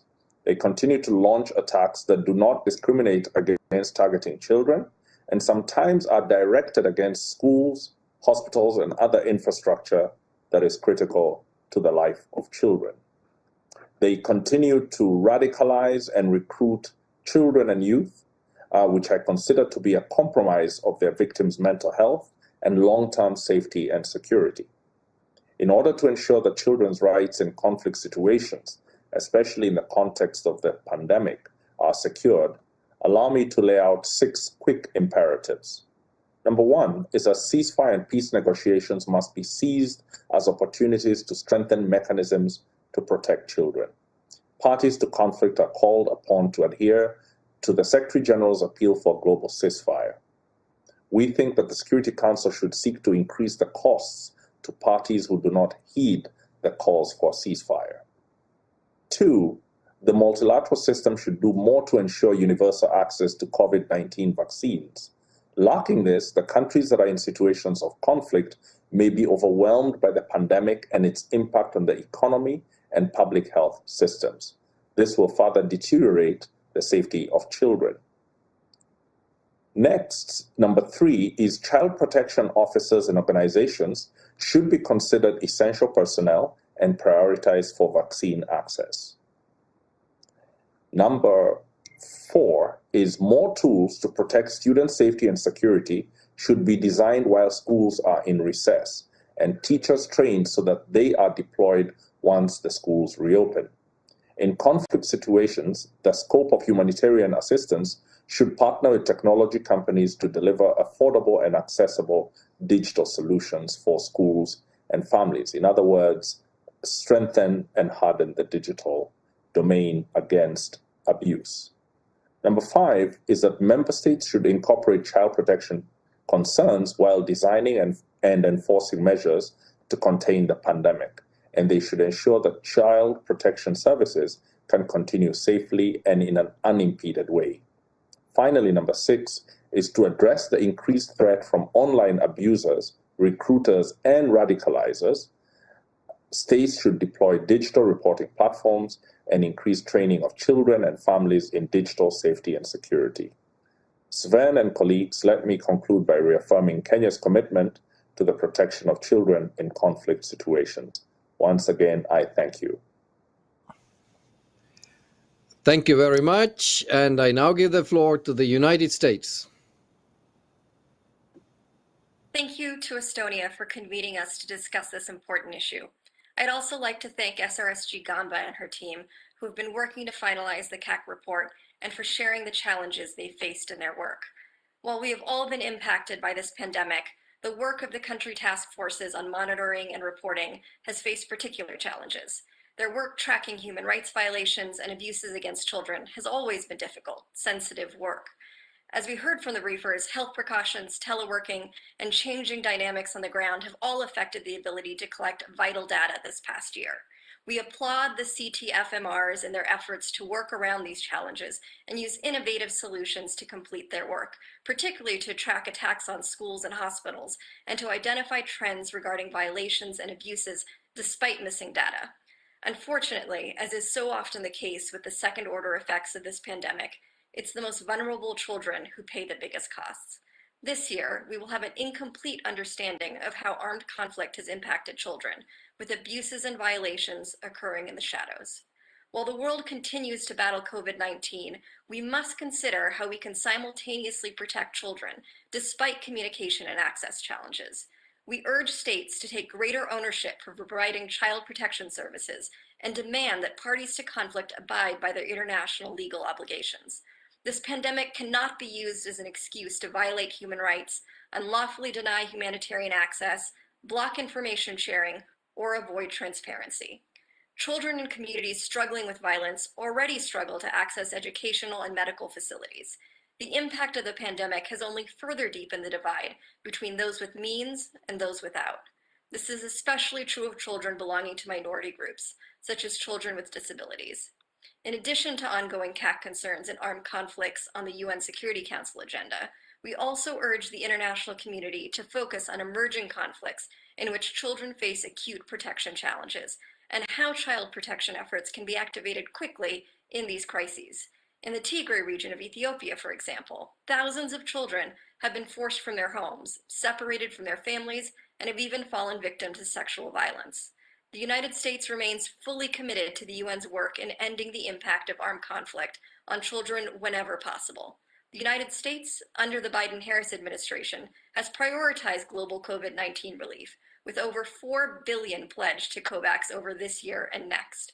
We know that our global COVID-19 assistance program will be a critical element in addressing the multitude of factors impacting children in violent conflict. I'll end with a question for the briefers. What do you see as the most crucial need for children who are facing unprecedented challenges this year? And what more can the Security Council do to enable the UN to overcome these difficult challenges? Thank you. Thank you very much. And I now give the floor to Ireland. Thank you, Chair. And we thank Estonia for arranging this timely Arria meeting, which Ireland is proud to co-sponsor. Thank you also to the briefers for bringing a field perspective to today's discussion, and to Special Representative Gamba and her office for this important study. Ireland aligns itself with the statements to be delivered by the EU and a group of friends on children in armed conflict. Chair, let me begin by paying tribute to the monitors and child protection staff in UN country teams and peacekeeping missions. In the face of the upheaval caused by COVID-19, their tireless efforts to prevent and respond to violations and their ability to adapt have helped keep children safe and have protected the integrity of the CAC agenda. We have heard striking examples of monitors putting themselves at risk because of their dedication to their work. Our role is to support them and their networks to work securely and without fear of reprisal. Child protection capacities must be adequately resourced and flexible to react to crisis needs. This Council has an obligation to follow through on the promises it makes in the establishment of mandates and, just as importantly, in the transition of UN missions. Chair, it has been a year since the Secretary-General's call for a global ceasefire and the adoption of Resolution 2532. Yet we have seen conflict and violence surge globally, with devastating impacts on children. In Myanmar, at least 53 children have been killed in the violence since the coup in February, and countless others have been injured or detained. In Ethiopia, horrific sexual violence has been reported, including against girls. Those responsible for grave violations against children must be held accountable. COVID-19 has severely impacted upon monitoring, likely leading to underreporting of violations. The unfortunate truth is that the very violations that we suspect have intensified during COVID-19, particularly recruitment and sexual violence, are the most difficult to verify. We cannot allow truth and justice to become another victim of this pandemic. It is imperative that monitors have the sufficient time and resources to address verification gaps in order to prevent impunity and ensure that service provision takes into account the likelihood of unmet need due to under-reporting. This report before us today is just the first marker in understanding the true extent of COVID-19's impact on children in armed conflict, and we welcome plans for a follow-up study in 2022. While verification of the direct impact of COVID-19 on violations continue, we must also address the indirect and interconnected consequences for children affected by conflict. Communities and their children already grappling with scarcity and food insecurity, such as in Yemen and Afghanistan, face increased socio-economic pressure from the virus, exacerbated by accounts of denials of humanitarian access. Recent attacks on healthcare centres, as well as healthcare workers in Syria, Myanmar and elsewhere, wreak havoc on pandemic response and vaccine rollout ambitions. Deliberate targeting and use of schools by armed groups, including in Afghanistan and across the Lake Chad Basin, is compounding virus-related school closures. As we heard earlier from Mr. Adopi of Save the Children, the pandemic has disrupted the education of millions of children, which has decimated the progress made by many, especially adolescent girls who are most at risk of leaving school prematurely. We cannot accept this as a new normal. Nothing less than transformative investment is needed to get back on track and to ensure education is at the heart of our recovery policies. We call on all states to sign the Safe Schools Declaration and reiterate the importance of the September 2020 PRST on attacks against schools. Chair, this year has marked Ireland's first opportunity to serve on the Working Group on Children in Armed Conflict. For us, it is important to ensure that the group's conclusions are anchored in the current realities of the country's situations, translate into tangible improvements in the lives of children affected by conflict, and address the lasting impacts of COVID-19 on implementation, including on government actions, services for victims, and reintegration of children. In an increasingly fragmented world, the pandemic sent us a universal warning. No one is safe until all of us are safe. Children today and future generations are counting on us to take this opportunity to build back better. This begins with prioritising welfare over warfare. Thank you. Thank you very much. I now give the floor to Frans.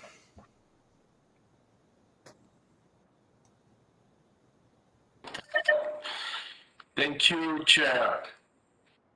Like colleagues before me, I wish to thank Estonia and our briefers. I also want to thank SRG Gamba and our teams for our report and its valuable recommendations. We share the concerns regarding the impact of the COVID pandemic on children. First, COVID-related restrictions have limited our capacity to monitor and respond to grave violations.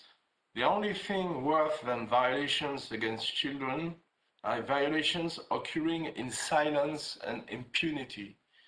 We express our deep gratitude to all child protection actors that have ensured the continuation of the monitoring and reporting mechanism. We also pay tribute to the important role of civil society. Second, socio-economic consequences of the pandemic and school closures put children further at risk of domestic violence, rape, and other forms of sexual violence, hunger, and either not enrolling or dropping out of school. School closures can increase the risk of recruitment and use as well as child labor. Girls have specific vulnerabilities, in particular to early and forced marriage. Inequalities between children increase in every part of the world. In this regard, we look forward to the coalition to support school feeding worldwide, spearheaded by the World Food Programme. We are also concerned by growing impunity. Violators must be held accountable, and we welcome in this regard the role of the International Criminal Court. The pandemic reminds us we must do more to implement the framework created by Resolution 1612. Actors must receive political and financial support to operate safely and securely. We must also continue to make the best use of our tools. I'm mainly referring to the adoption of action plans and their swift implementation by parties, the importance of the list of shame, whose integrity we must defend, the adoption of conclusions by the working group that must be robust and up-to-date.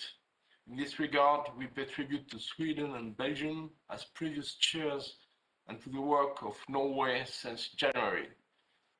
For its part, France will continue to play an active role, promoting the universal endorsement of the Paris Principle and commitments, on the ground supporting projects that ensure access to education in emergency situations, including the Education Cannot Wait Fund. For example, through the Global Partnership for Education, France is financing an $11 million project in Niger to mitigate the impact of the epidemic on the education system. This Council must remain mobilized not only through its working group, but also in all its actions. Finally, I commend the efforts of the Secretary General, his special envoys, and SRSG Gamba to ensure that the issue of child protection continues to be addressed with parties to conflict. Thank you very much, Mr. Chair. Thank you very much. I now give the floor to St. Vincent and the Grenadines. Thank you, Chair. St. Vincent and the Grenadines thanks Estonia for organizing this meeting on the impact of the COVID-19 pandemic on children in situations of armed conflict. And we welcome the opportunity to reflect on the findings of this important study by the Office of the SRSG. Thanks as well to our distinguished panelists for the important insights shared here today. Existing data indicate that the social, economic, and health effects of the pandemic have resulted in increased recruitment and use and abduction of children, closures of schools and child-friendly spaces, and reduced disarmament, demobilization, and reintegration actions. We are concerned that 2020 reports of sexual violence against children currently match those for 2019, even as there remains a significant number of unverified reports. When this is assessed against the general trend of underreporting sexual violence, we can certainly infer that the problem is far more serious than current figures should suggest. The pandemic has also reduced the capacity of national, regional, and international actors to engage in prevention and protection work and to provide psychosocial support for children affected by sexual violence. While there remains a significant number of unverified sensitive violations, the pandemic has clearly heightened the dangers to which children in situations of armed conflict are exposed. COVID-19 containment measures, specifically in the second and third quarters of 2020, have seriously disrupted verification by monitoring and reporting mechanisms, as well as the overall prevention, capacity building, and support work of the various country task force on monitoring and reporting.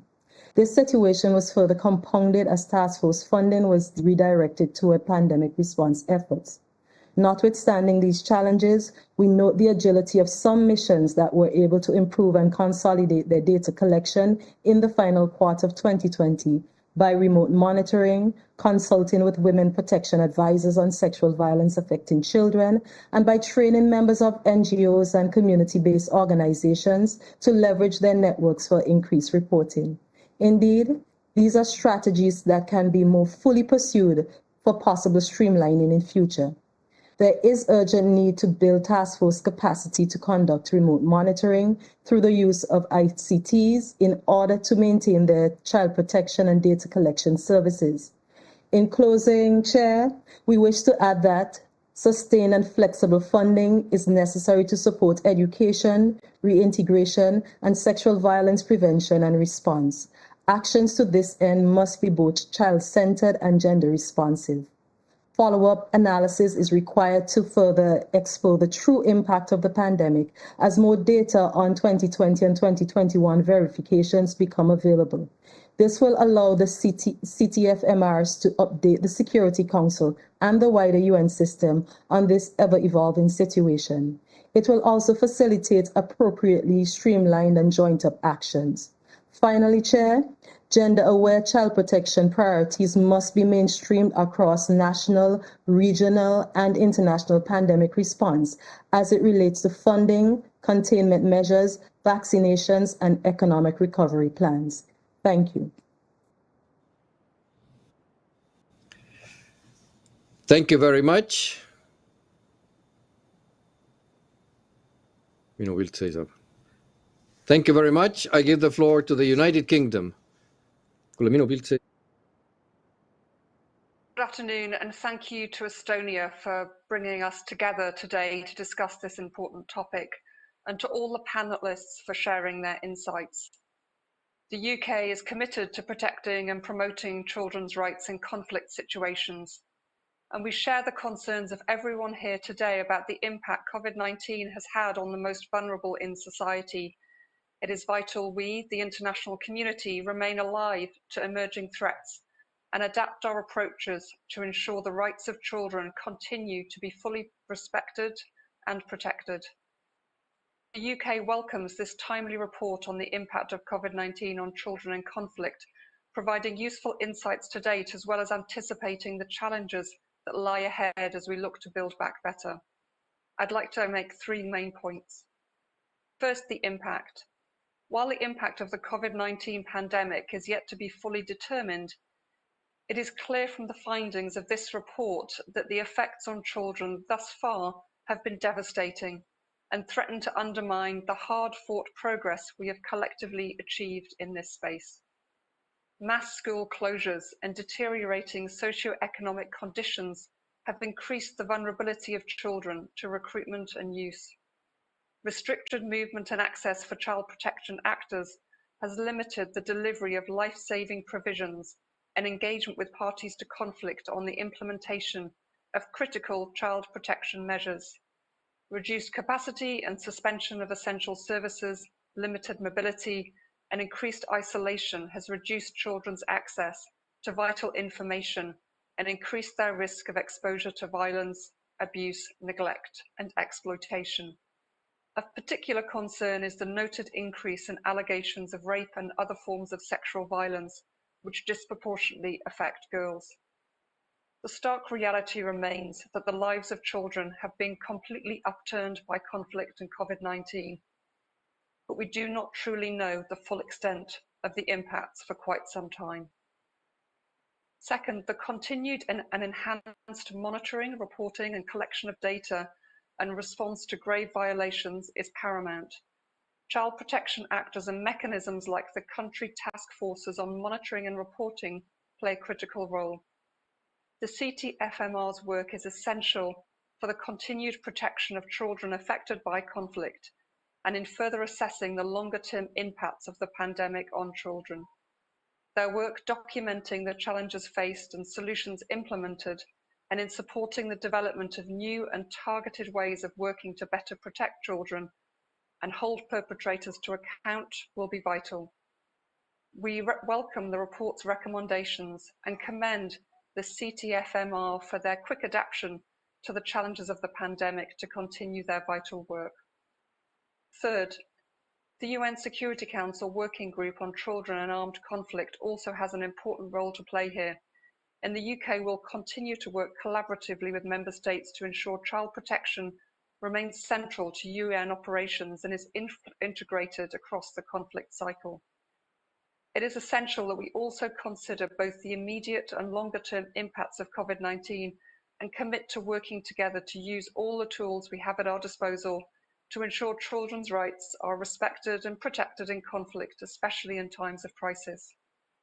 We welcome the intent to conduct follow-up research to this report once more conclusive data is available. The research must then inform the working group's next steps on country conclusions. In conclusion, children's rights are not negotiable in times of conflict or crisis. The monitoring, reporting, collection of data and response to grave violations is essential, not only to protect children's rights and bring perpetrators to account, but also giving children the support they need to return to school, to rebuild their lives and ultimately to restore their faith in the future. As this report demonstrates, we have the means to adapt and better protect children in conflict and crisis. So let's work together as a coalition of the concerned international organisations, governments and civil society to collectively strengthen and ensure the rights of children continue to be fully respected and protected in conflict during the pandemic and beyond. Thank you. Thank you very much. I now give the floor to Canada on behalf of the Group of Friends of Children and Armed Conflict and its 48 members.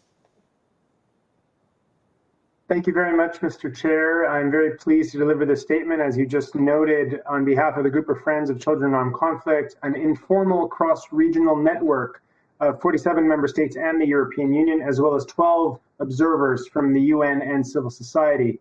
Our thanks to Estonia and the co-sponsors for convening today's Arria-formula meeting. We welcome the study published by the Office of the Special Representative of the Secretary General for Children in Armed Conflict, and thank SRSG Gamba in particular for amplifying the plight of children affected by armed conflict amidst the pandemic. Mr. Chair, the Group of Friends acknowledges and expresses our deep appreciation to all child protection actors, in particular from the United Nations and civil society, who often work at great risk to themselves to protect children and support their resilience and recovery during periods of conflict and violence. The COVID-19 pandemic has only exacerbated these risks. This makes it all the more incumbent upon us to support dedicated child protection capacities. There is no substitute for the specialized expertise of child protection actors, as our briefers today have demonstrated. The Group of Friends reiterates its appeal to ensure the adequate resourcing of child protection capacities, including within UN peace operations and country teams and at the Secretariat. The current session of the Fifth Committee is an opportunity for member states to consider how to support these crucial capacities. Mr. Chair, more than 1 year into the pandemic, the Group of Friends remains deeply concerned by the multifaceted impacts of COVID-19 on children affected by armed conflict, including those forced to flee or living in detention. The protection of children must be central in the ongoing response to the pandemic, including through the continuity of child-centered services that include mental health and psychosocial support, comprehensive reintegration programs that are gender and age sensitive, and rapid, safe, and unimpeded humanitarian access to all children in need. The denial of humanitarian assistance to children affected by armed conflict, a grave violation, is particularly egregious in the context of a global pandemic. We are deeply concerned about ongoing reports of denial of humanitarian assistance affecting children, particularly in contexts like Afghanistan, Syria, and Yemen, as well as the rising number of verified incidents of this grave violation globally.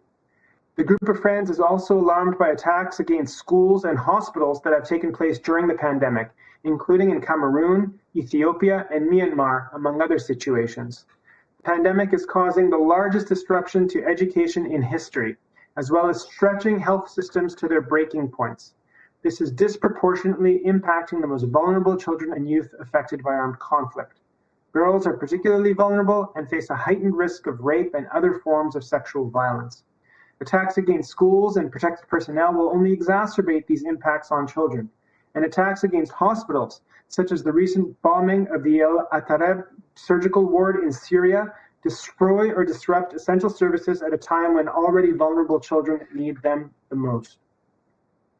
Mr. Chair, it is imperative that parties to armed conflict fully comply with their obligations under international humanitarian law, human rights law, and refugee law, and prevent and end grave violations against children once and for all.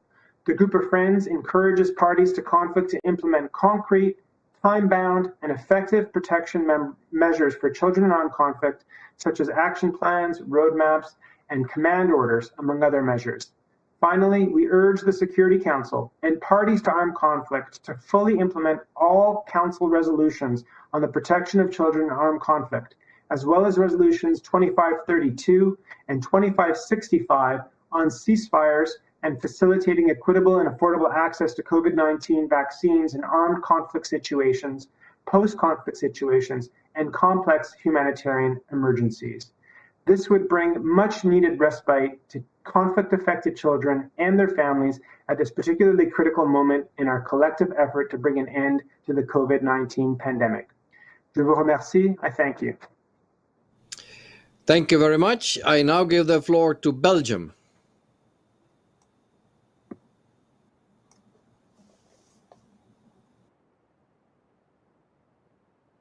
Thank you, Mr. President. I'd like to thank the briefers for their insightful remarks, and you won't be surprised to hear that Belgium aligns itself with the statements of the European Union and the statements by the Group of Friends of Children in Armed Conflict, what Richard Arbeiter just explained to us. And we also would like to congratulate the Estonian chairmanship for taking this excellent initiative, Mr. Chair. I would like to make 3 points on behalf of Belgium and as former chair of the CAC working group in 2019-2020. One about mitigating the pandemic impact of children, the second about child protection capacity in UN missions, and my third point on the impact of COVID-19 on our working methods. First, the urgency of mitigating the pandemic's impact on children affected by armed conflict, Mr. Chair. Child protection and reintegration services have suffered immensely from the pandemic, and they need to be rapidly ramped up. School, closed on a massive scale since last year, need to reopen quickly and safely. Humanitarian access, which is often reduced to contain the virus, is essential.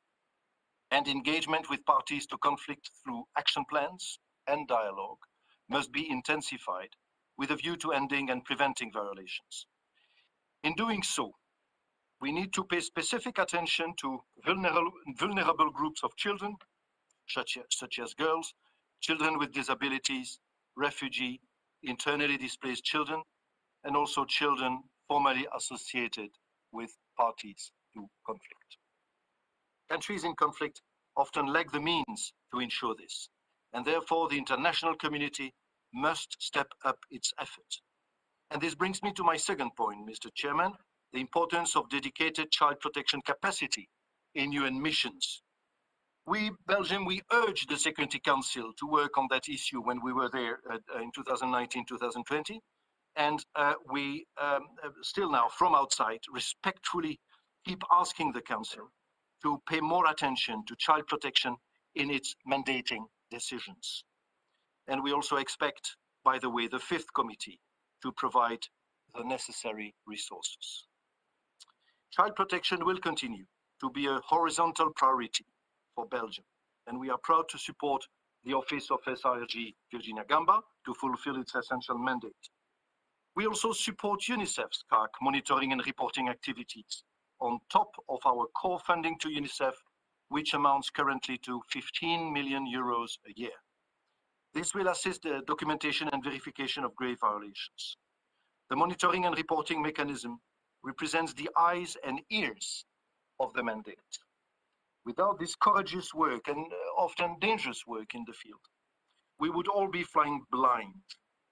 And finally, I'm glad to say that we are also mobilizing our Belgian diplomatic network, our bilateral embassies in conflict-affected areas to raise awareness and improve the follow-up of CAC priorities by local partners. My third and last point concerns lessons for our working methods in implementing the CAC mandate. Rapid global changes have underlined the importance of frequent country CAC reports. This increases their relevance and allows the CAC working group to adopt more timely conclusions. Furthermore, even at the height of the COVID pandemic, the monitoring and reporting mechanism proved its efficiency in monitoring grave violations. In doing so, it provides facts-based evidence that allows for accountability for all grave violations committed against children. I conclude, Mr. Chair, my dear Sven, by expressing my deepest gratitude to SIG Gamba, to her team, and to all child protection actors, be it within the UN system, national authorities, or civil society, for their dedication to protecting children in these unprecedented times. Thank you for your attention.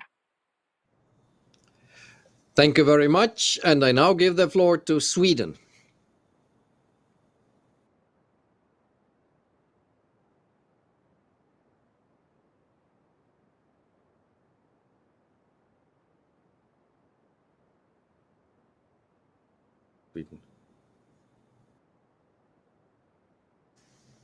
Sorry, some technical problems. Thank you very much, Chair, and thanks for convening today's Arria-formula meeting. And let me also join others in thanking all the briefers for their invaluable yet worrying insights, and in particular SRSG Gamba for presenting the study on the impact of COVID-19 pandemic on violence against children in situation of armed conflict. Sweden fully aligns itself with the statement of the European Union and with the statement just made on behalf of the group of Friends of Children and Armed Conflict. Having served as a chair of the Security Council's working group on children and armed conflict in 2017-18, we are encouraged to see that the UN memberships continues to push for the safety and protection of children in situation of armed conflict. Sweden is continuing to fund and support child protection programs in countries all over the world, including in the Central African Republic, the DRC, Sudan, Afghanistan, just to mention a few examples highlighted in the study presented today. I want briefly to highlight two examples. In February, Sweden jointly with Belgium, Canada, Norway and other partners co-hosted a meeting in Kinshasa, DRC, on children in armed conflict. Given the pandemic, great efforts were made to involve as many actors as possible through digital tools, not least from civil society. While to a large extent successful, it also illustrated how much needed awareness raising of these critical issues risks being severely hampered due to the pandemic. In Afghanistan, Sweden co-chairs together with UNAMA the local group of friends on children in armed conflict.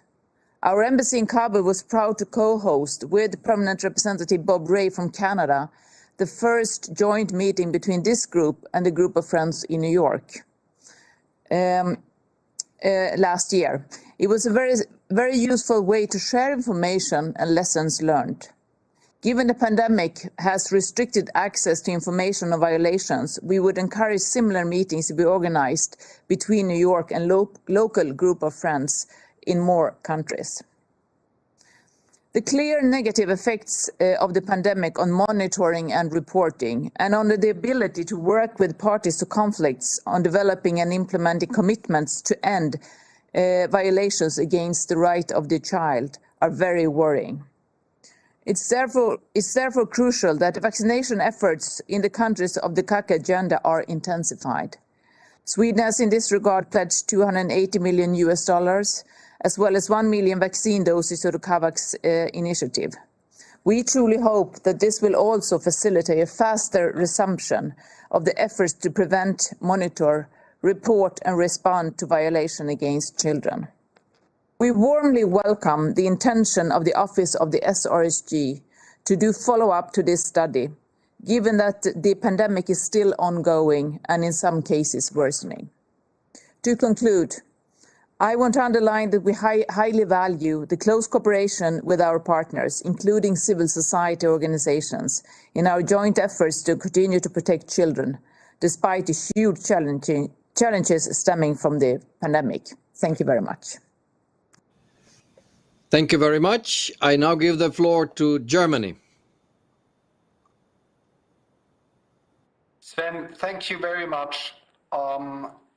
It's a great sign that I believe we have a record number of co-sponsors for this Arria meeting today. There are so many issues on which countries in the Security Council are not on the same page. Here, I think there is a high degree of consensus, and this is extremely valuable. Thank you so much, SRSG Gamba, for your report. This is an important document. Let me already encourage you to keep up this work and to continue this work with another report next year. Thanks also to the excellent briefers today who have highlighted the severity of the situation that we are dealing with. COVID, colleagues have already referred to this, has had profound consequences for the health and the well-being of children. It has increased their vulnerability to grave violations. We have seen the widespread closure of schools and of health centers. We have received reports on child recruitment, sexual violence, particularly against girls, and the continued detention of children associated with armed groups. So the problem continues to be very, very serious. I thank in particular the EU and country teams on monitoring and reporting, the UN missions, UNICEF and civil society representatives for your hard work. One area of that work which is of great importance is documentation. Here we believe we must really set a priority. We must continue. We must speed up our efforts to document. We must also work on the reporting backlog on violations that have occurred over the past years. We also feel that we need to put an emphasis on child protection. This has a financial dimension, this has a political dimension. We need to make sure on the ground that we strengthen monitoring, reporting, response, prevention of grave violations in the post-pandemic recovery. We also need to bolster and support child protection staff on the ground. Germany will actively contribute to engage in all these aspects. The last SRSG's study has pointed out also that there is a need for more personnel, more training, more financing for child protection. We must ensure that peace operations are adequately equipped with standalone child protection advisors. We also need protection of civilian personnel, youth focal points, and gender advisors. In this context, I would like to remind you that last July, we organized for the first time a Security Council meeting on peace operations and human rights. One dimension of this is also in the context of better training for peacekeepers, work on child protection. We want to continue to work on this. We are currently preparing an important event on this issue, which we will organize in the summer in the framework of the United Nations. One last point that is important. During our Security Council term in 2011-2012, as chair of the CAAC working group, we worked on the issue of listings. The listing of persons for committing grave violations against children is one of the most important instruments at our disposal. I believe this continues to hold true. In our view, therefore, it is imperative that the findings of the SG annual report on children and armed conflict are consistently reflected in the listing proposals included in the annexes of that report. Let's all keep that in mind. It's an important element of our work on the subject. Thank you very much. Thank you very much.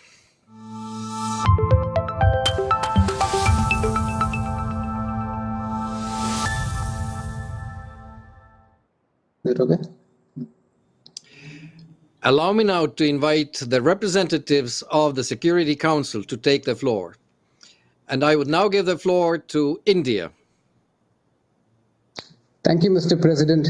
At the very outset, I would like to thank the delegation of Estonia and all the co-sponsors for organizing this meeting. I also thank the briefers for sharing their insights on this issue. Mr. President, Mahatma Gandhi had once said, and I quote, "If we are to teach real peace in this world, and if we are to carry on a real war against war, we shall have to begin with the children." While children constitute a third of humanity, they make all of its future. It is a common and primary responsibility to protect them as they remain most susceptible to suffering and vulnerable to volatilities. Over the last 2 decades, the UN Security Council has actively engaged in this pursuit, and significant progress has been achieved to protect children in armed conflict situations. However, grave violations against children persist, and the ongoing COVID-19 pandemic has compounded the challenges the children in conflict situations are faced with. Mr. President, the pandemic has exacerbated the complex challenges for protection of children in armed conflicts, which calls for determined actions by the member states. In this regard, my delegation wishes to submit the following suggestions for the Council's consideration. First, protecting the rights of the child as mandated under the Convention of the Rights of the Child is the primary responsibility of every government. The Security Council must do all that is possible to support efforts of governments in this regard. Second, school closures due to the pandemic have made children vulnerable to radicalization and indoctrination to violent extremist ideologies by terrorists and other non-state actors. An increase in the recruitment and use of children by these actors is imminent. This poses a severe security threat and calls for a greater attention by the Council to take measures to check this phenomenon. Third, there is a need for a coordinated approach to child protection agenda and counter-terrorism. Terrorist outfits and individuals proscribed by the Council are directly or indirectly responsible for abusing child rights. Member states need to demonstrate greater political will to hold the perpetrators of terrorism and the sponsors to account to fulfill the Council's child protection obligations. Fourth, the pandemic has demonstrated the power of technology, which enabled us to continue with our efforts to monitor, report, and prevent grave violations against children. The digital revolution, for example, has to be pressed into service for the protection of the child. The international community must seize this momentum to use the full potential of technology to fulfill hitherto unkept promises to the children. Fifth, we need a more inclusive approach to provide protection of child victims of armed conflicts. Children who grow up in conflict and post-conflict situations often need a fresh start. Support to national governments to strengthen legal and operational tools for child protection is important in this context. Last but not the least, we need to provide children with hope. Those children caught in the pandemic as victims and nowhere to turn to need to be reassured about their future and that their hopes and aspirations are not lost due to the impact of the pandemic. It's the role of the governments and the civil society to work in concert to ensure this. Mr. President, in conclusion, I would like to commend the UN agencies, peacekeeping missions, and other partners for their efforts in mitigating the impacts of the COVID-19 pandemic and in facilitating humanitarian assistance. Protection of children must continue to receive priority in responding to the pandemic in armed conflicts. India reaffirms its firm commitment and steadfast support to UN endeavors to protect children in situations of armed conflict. I thank you, Mr. President. Thank you very much. I now give the floor to Mexico.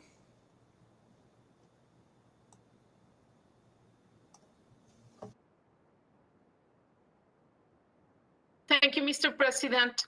Mexico wishes to thank Estonia and the other co-sponsors for convening this meeting, as well as the briefers for their presentations, in particular the report by SRSG Gamba.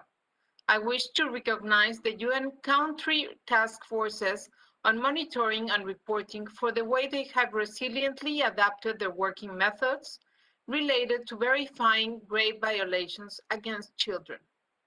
As we face recovery from the COVID-19 pandemic, We must be mindful that distribution of vaccines and other medical supplies has been particularly difficult in conflict settings. We stress that vaccines should be a global public good as called by the Secretary General, the World Health Organization, and numerous other entities. We welcome recent announcements that will allow for wider accessibility and affordability of the vaccines and to fulfill the implementation of all aspects of Resolution 2565. We should strive to ensure an equal distribution of the COVID-19 vaccines to those living in conflict-related areas. When deemed safe for children, the vaccines should be made readily available to them. Until vaccines reach everyone, including conflict and post-conflict situations, we will not be able, Mr. President, to assert that COVID has been defeated. Other vaccination campaigns that stalled due to COVID must also be restarted. The Security Council should support the efforts of the International Committee of the Red Cross and other humanitarian organizations to provide aid and promote access to vaccines in areas where access remains challenging. Addressing the impact on the well-being of millions of children, especially girls, should be a priority. The pandemic has severely affected access to basic services such as education, health, food, and water. Some of the most negative consequences of the pandemic involve its impact on the mental health and well-being of children, with our collective need to avoid trauma for younger generations. The SRSG report stressed that COVID-19 pandemic has affected the UN's capacity to monitor and verify grave violations against children in armed conflict and hampered ongoing efforts to engage parties to conflict to end and prevent them. We encourage member states and regional organizations with the support of humanitarian actors and civil society to focus on the regeneration of children into their families through tailored programs based on their needs. States must consider the best interest of the child while enforcing measures to contain the spread of COVID-19 and ensure that child protection services continue despite the pandemic. Mexico, Mr. President, expresses its deep concern of the increased vulnerability of young women and girls to rape and other forms of sexual violence exacerbated by the suspension of services, including sexual health and reproductive services. We also regret the sexual violence faced by boys and teenagers. We must work to eliminate stigma surrounding these cases by addressing them openly. School closures have made children even more vulnerable to recruitment and use and sexual violence. Children in refugee camps or internally displaced are further at risk. A particular vulnerable group are orphans, not only because of mental health impacts, but because of the recurring insecurity that leads to greater risk of being recruited by armed groups. Consequently, we wish to emphasize that hospitals, other medical facilities, and schools must remain safe at all times. That is why Mexico recently endorsed the Safe Schools Declaration and calls on others to join. Finally, Mr. President, we reiterate our support to the call of the Security Council to respect the ceasefire promoted by the Secretary General to address the pandemic, prevent attacks on hospitals and medical staff, and grant access to humanitarian healthcare assistance in accordance with Resolution 2532. Thank you. Thank you very much. And I now give the floor to the Russian Federation.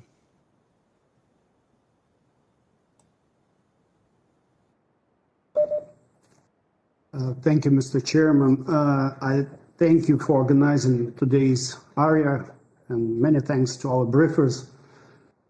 No doubt, the COVID-19 pandemic disproportionately affected those who are the most vulnerable and need special protection.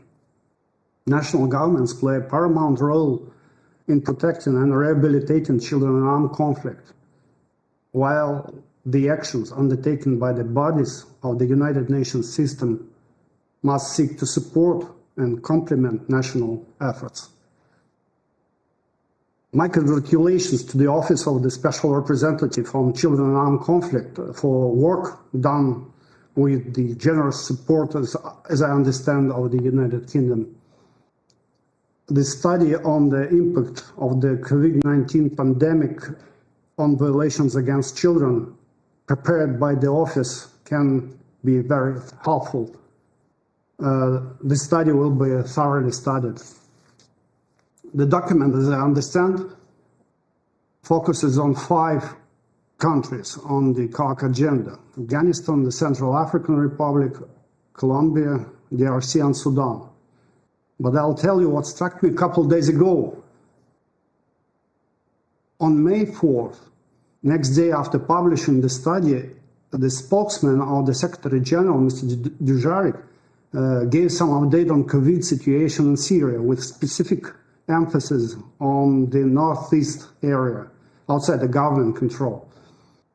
In particular, he expressed serious concern about the situation of the estimated 60,000 people who remain living in Al-Hol camp. He said more than 31,000 children live in Al-Hol camp. That is over half of the camp population and are under the age of 12. 6 deaths due to the COVID have already been reported at Al-Hol. A wider outbreak could be devastating to the already vulnerable camp population.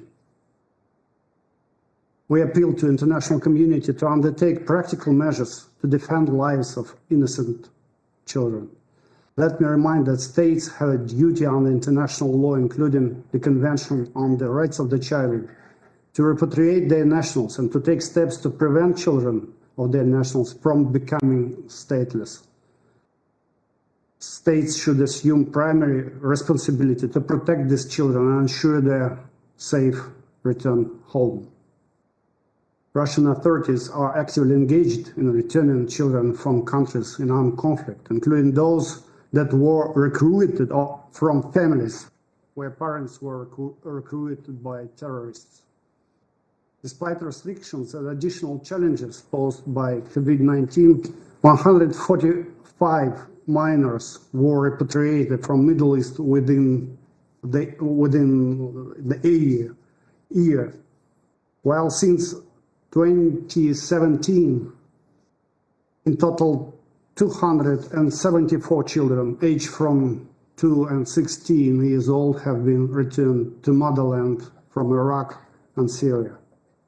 Mr. Chairman, when we are talking about children, we do not have a right to politicize the agenda. We do not have a right to draw a line between, to say, our children and other people's children. Children having good and bad parents. Children living in Syria, government-controlled territories, and thus subjected to unilateral sanctions, and other young Syrians.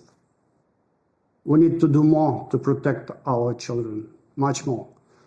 And we are committed to work together with our colleagues in the Council towards better fate for children in armed conflict. I thank you. Thank you very much. I now give the floor to China. Thank you, Mr. Chair. I thank all guest speakers for their informative and insightful remarks. China appreciates their work in protecting children in armed conflicts. The COVID-19 exposed children to increased risks of violations. The overall impact is still yet to be identified. The current findings are already very worrying. Children cannot wait longer. We must act now. First and foremost, we need to make more efforts for ceasefire and the cessation of hostilities. This is a fundamental approach to protect children from the harm of armed conflicts compounded by COVID-19 pandemic. We call upon all warring parties to respond to Secretary General's appeal for a global ceasefire and enable the safe, unhindered, and sustained humanitarian assistance to children and other vulnerable groups.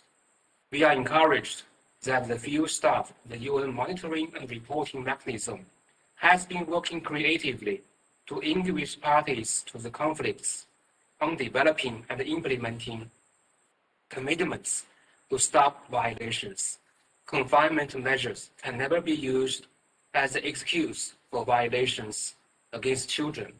Second, we need to guarantee children's basic needs to health and education, and prioritize the continuity of child-centered services.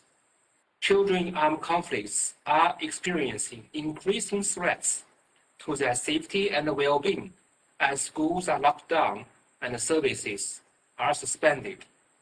The international community, with the help of UNICEF and other children protection actors, should provide practical support to countries concerned to maintain the continuity of services for children, while at the same time respecting the national ownership. Digital technology is a very useful tool to minimize the negative impact of school closure. We should help the Global South to scale up the digital literacy for the benefit of children. Last but not the least, we need to adapt the monitoring and response to violations against children to the new norm to prevent this health crisis from becoming a protection crisis. In this regard, the recommendations presented in the study by the Office of the SSG Gamba is timely and thought-provoking. For example, increase and diversify the monitoring channels and upgrade IT tools. We hope these measures can be integrated into the field work of the UN monitoring and reporting mechanism to fulfill their mandate as efficiently and safely as possible. I thank you, Mr. Chair. Thank you.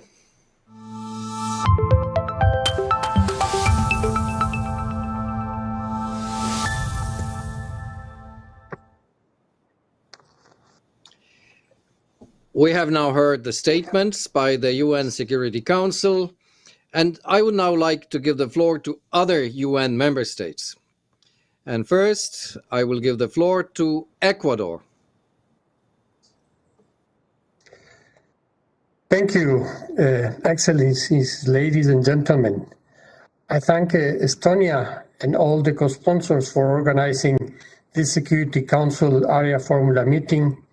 I also thank the briefers for their presentations. The COVID-19 pandemic has affected the situation of children all over the world, and it has happened in all the contexts that are possible. Millions of children have been pushed back into poverty. In certain cases, not few, extreme poverty. A serious crisis in education, with a massive closure of schools across countries, has exacerbated the digital divide, with remote learning being out of reach for over 500 million children, increasing the exposure to violent extremism in fragile zones. As on everything else, conflict amplifies this situation and exacerbates the circumstances for the life of children. On one hand, the COVID-19 pandemic has deteriorated the situation of those living in conflict zones, and on the other hand, it has affected the capacity of states, civil society, and international organizations, including the United Nations, to monitor and respond. The capacity and capabilities to monitor are vital. The challenges are huge. However, as we heard from the briefers, we are not starting from scratch. We have to respond directly to this complicated situation. In 2019, we marked the 30th anniversary of the Convention on the Rights of the Child. Last year, in 2020, in the midst of the pandemic, we commemorated the 15th anniversary of the adoption of the Security Council Resolution 1612 on children in armed conflict. This year, we are commemorating the 25th anniversary of the report on the impact of armed conflict on children. We have a framework in which we can develop a decent amount of work for a very positive response. The best way to commemorate all these anniversaries is by remaining deeply committed to combat and prevent all forms of violence against children, including sexual violence, as well as the recruitment and use of child soldiers. Excellencies, the study prepared by the Office of the Special Representative of the Secretary General for Children and Armed Conflict on the impact of COVID-19 pandemic on violations against children in situations of armed conflict is a valuable tool to better understand the challenges on the ground and to strengthen our efforts in the field. I would also like to recall that in our joint declaration of support to the Secretary General's appeal for the global ceasefire, we alerted that the continuation of hostilities in various parts of the world will have a devastating impact on children. Today, I reiterate the need to ensure the implementation of Security Council's Resolution 2532 and 2565. In concluding, I wish to adhere myself to the statement delivered by Canada on behalf of the statement by the group of Friends of Children and Armed Conflict. I join those who call upon the Security Council to act. Thank you very much. Thank you very much. I now give the floor to Spain.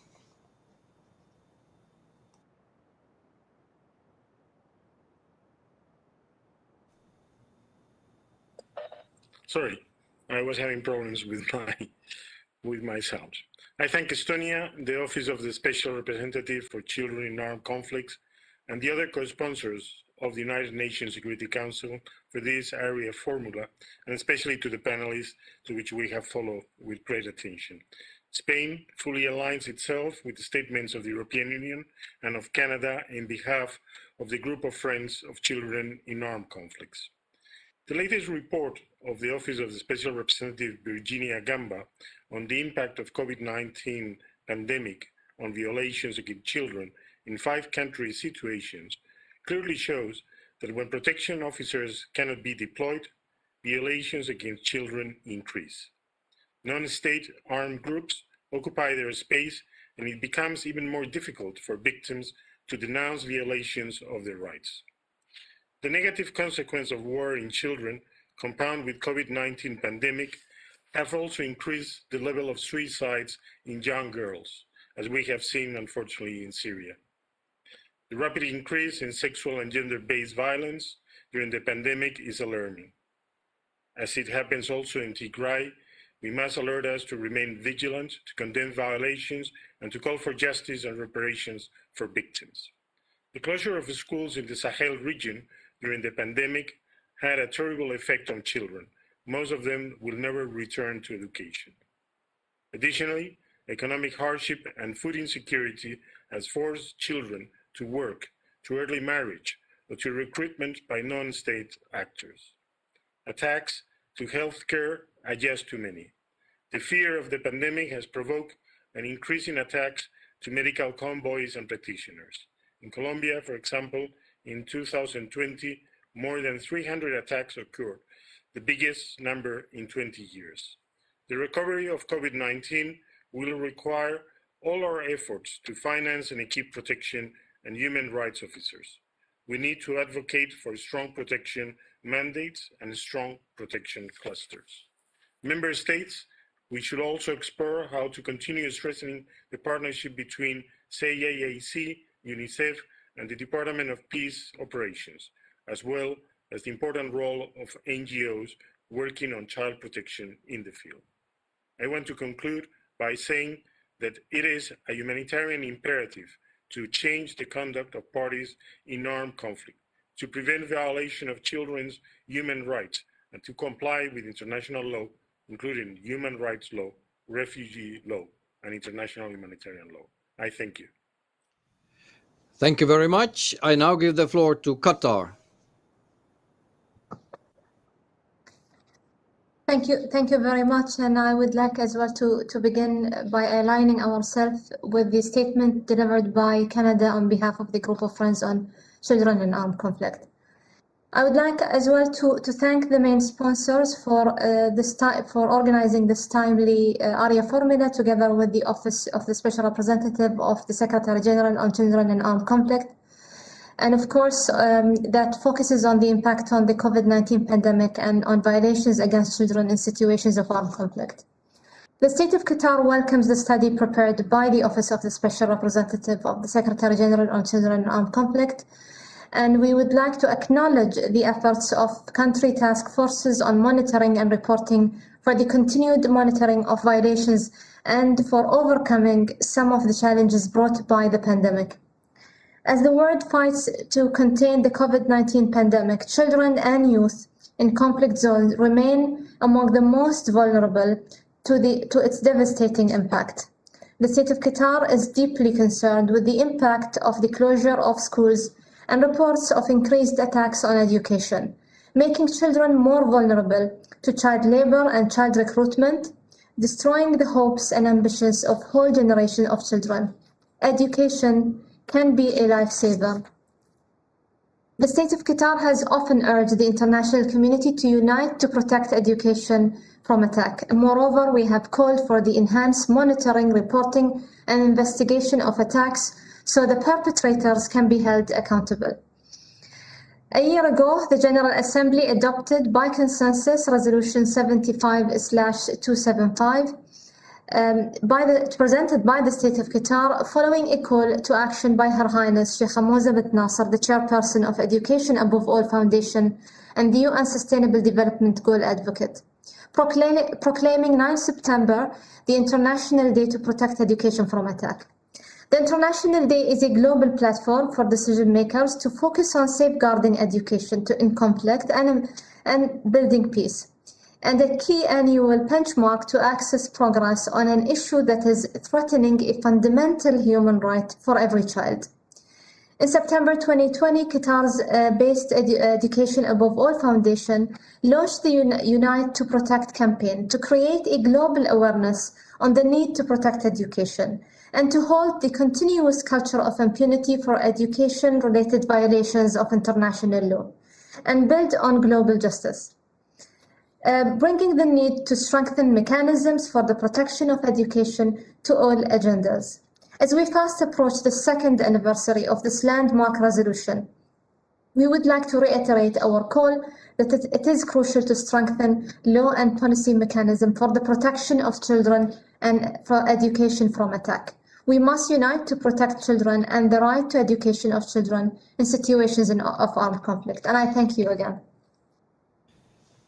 Thank you very much. I now give the floor to Bulgaria.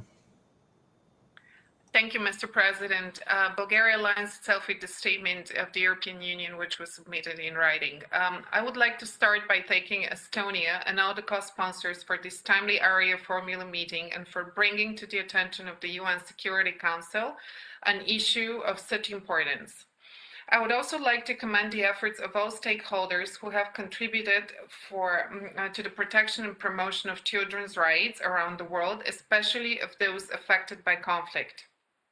The work of the Special Representative of the Secretary General on Children in Armed Conflict, UNICEF, as well as the role of civil society are indispensable, especially facing the challenges posed by the pandemic. In May 2020, the Group of Friends of Children and SDGs, which Bulgaria is co-chairing, presented a joint statement with the EU and GRULAC on children's rights in the context of COVID-19, which was endorsed by a total of 172 countries. The statement aimed to raise awareness about the adverse effects of the COVID-19 pandemic will continue to have on children's well-being, development and protection, including their access to education, food safety and health, particularly those in vulnerable situations. 1 year later, the Office of the SRG is presenting a detailed study on the effects of the pandemic on the violations against children in situations of armed conflict. The study could not be more timely. The findings are rather alarming and sobering. However, its conclusions might help us to deal with this crisis and possibly future ones.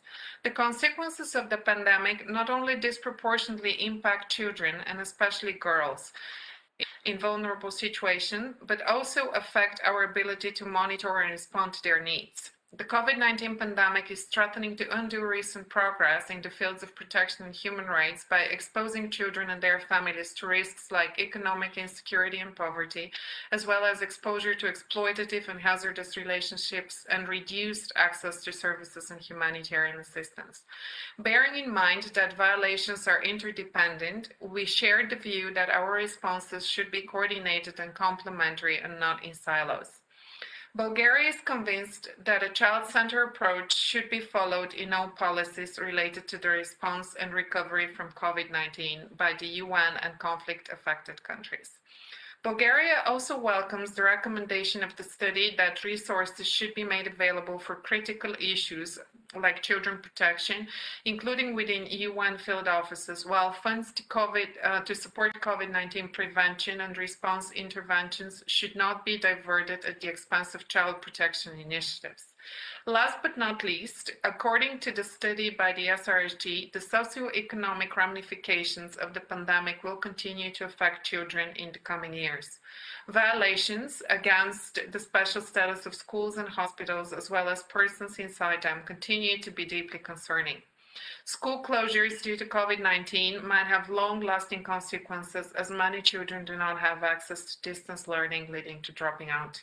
Therefore, one of our first objectives should be to ensure the access to education, as stated in the Safe Schools Declaration. Thank you. Thank you very much. And I now give the floor to Malta. Thank you, Mr. President. I begin by thanking Estonia and the co-sponsors for convening this Arria-formula meeting. Malta welcomes the new study published, as well as its recommendations by the Office of the Special Representative of the Secretary General for Children and Armed Conflict, and thanks SRSG Gamba for all her work and effort in seeking to address the plight of children affected by armed conflict amidst this pandemic. We also thank today's briefers for sharing their valuable insights. Malta aligns itself with the statements by the European Union as well as a group of friends on children and armed conflict. Malta remains fully committed to the protection of children and their right to education. If entrusted to serve as an elected member of the Security Council in 2023-2024, Malta will give importance to education, literacy, and digital technology. The COVID-19 pandemic has had a devastating impact across the world, particularly those affected by conflict, with a disproportionate negative impact on children. While we are already aware that the pandemic has severely impacted the monitoring and reporting of grave violations towards children in conflict zones, we will only become privy to the medium to long-term effects of the pandemic on children in armed conflict once data becomes available. The pandemic has likewise hampered ongoing efforts to engage parties to conflict to end and prevent violence. We thereby echo the UNSG's call for a global ceasefire. An end needs to be brought to conflicts taking place worldwide to the detriment of innocent victims, including children. As stated in the report, a long-term collaborative approach is needed to identify and respond to trends and patterns of violations resulting from this unprecedented pandemic, and its full impact on children's rights is likely to last for years to come. Bearing in mind the most vulnerable, displaced and refugee children, girls, and children with disabilities. Malta is deeply concerned about the ongoing reports of denial of humanitarian assistance, a grave violation affecting children in Afghanistan, Syria, and Yemen, as well as the attacks against schools and hospitals in Syria, Ethiopia, and Myanmar. The roles of both the UN and civil society to protect children from conflict and violence cannot be overlooked. Both have a key role in designing and implementing child protection response programs and need to work hand in hand to make child protection a priority. Malta continues to support the global call for peace by the UN Secretary-General in light of the COVID-19 pandemic and further underlines the need to implement the provisions in Resolution 2532. Furthermore, the protection of children, including through comprehensive rehabilitation and reintegration programs that are gender sensitive, must be central in our ongoing response to the pandemic. Thank you. Thank you very much. And I now give the floor to South Africa.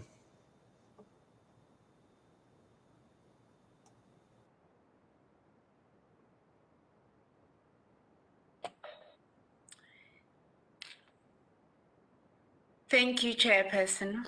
We thank Estonia and the co-hosts for convening this important Arria-formula meeting. We thank the briefers for their invaluable and informative inputs.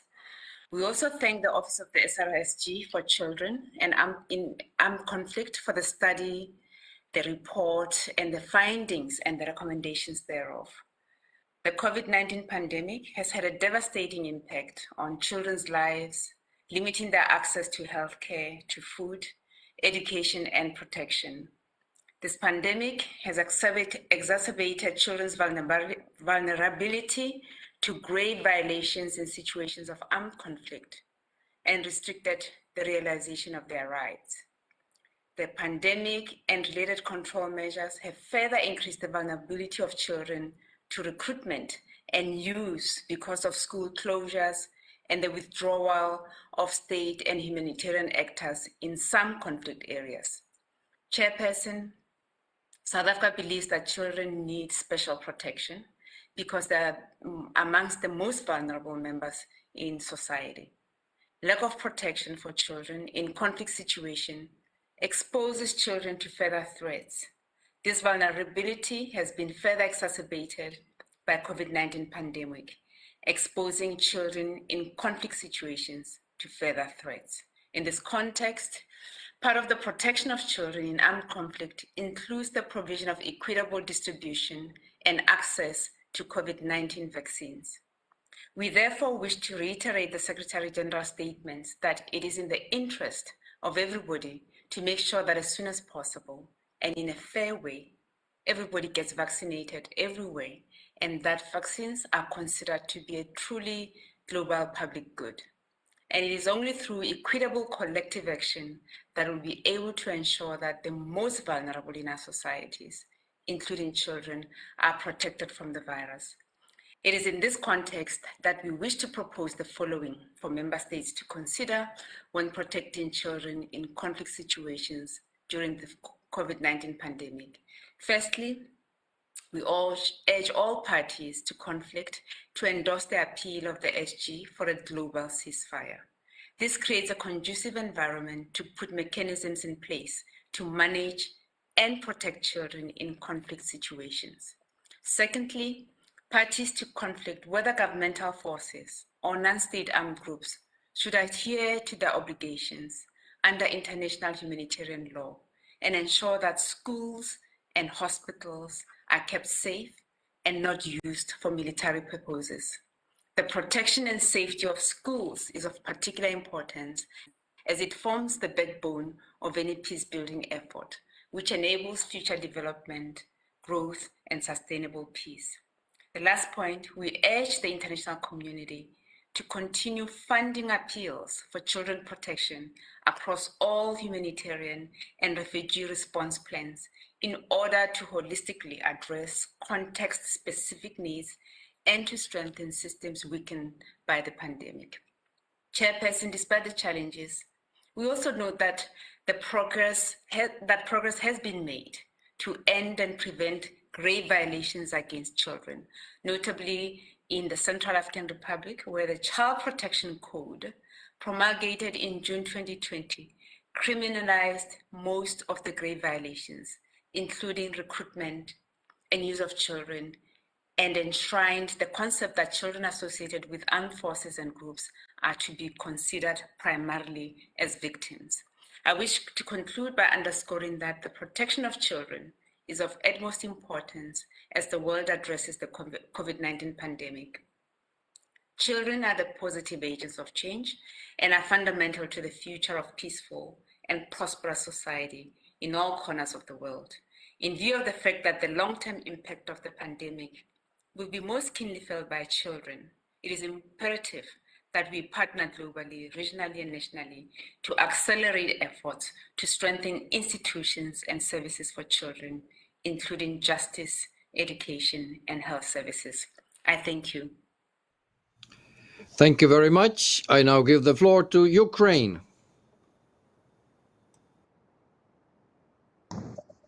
Thank you, Mr. Chair. Ukraine appreciates the initiative of Estonia to hold this Arria-formula meeting, as its topic is highly relevant to the task of maintenance of international peace and security. We thank all briefers for their presentations and commend the special representative of the Secretary General on Children and Armed Conflict for presenting the study on the issue. By the example of Afghanistan, Central African Republic, Colombia, DRC, and Sudan, this document testifies that children remain one of the most vulnerable groups in the situations of armed conflict. The COVID-19 pandemic has only exacerbated existing problems of their insecurity and exposure to be recruited by the armed groups. The pandemic has also deepened acute nutrition crisis in different regions. The DRC, Northeast Nigeria, the Central Sahel, South Sudan, and Yemen were listed by UNICEF as a matter of utmost concern. We share a point from the concept note that the full effect of the pandemic on children affected by conflict still needs to be analyzed in depth. We hope that the next Secretary General's report on protection of civilians in armed conflict will provide us with substantial update on the matter. As follows from the above-mentioned research, hostile environment along with COVID-related restrictions has been a serious obstacle to the monitoring of on the ground. According to an explanation included in the study, where armed groups have moved into communities, populations are probably not reporting violations for fear of reprisals. This is the common concern with regard to many situations, including the Russian war against Ukraine. Incidents and crimes against children in the occupied parts of Ukraine remain unreported or used for disinformation purposes. Interruption of school education and pandemic-related restrictive measures have made it easier for armed groups to recruit children. The Special Representative Gamba mentioned Afghanistan and Colombia as examples in her recent report to the Human Rights Council. At the same time, pandemic has not stopped the armed groups from militarization of education, which is particularly relevant for the occupied part of Ukraine. That's why I would like to reiterate that the need to include the reference to the situation of Ukrainian children living in the temporarily occupied territories of Ukraine in further relevant UN thematic reports and studies. I would like to thank the UNICEF and other UN agencies for their work in the area and urge to strengthen cooperation to promote the protection of children in compliance with the international humanitarian law despite the COVID pandemic challenges. I thank you, Mr. Chair.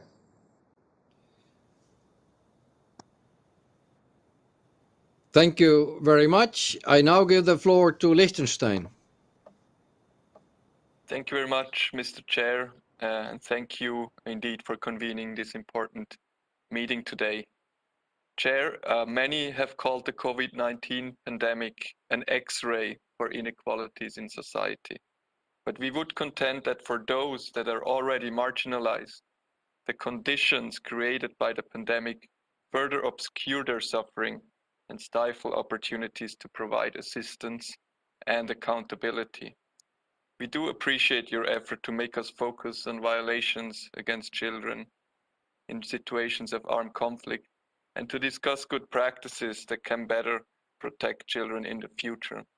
The COVID-19 pandemic has led to a significant further undermining of the right to education in conflict situations, already one of the most gravely affected human rights during conflict.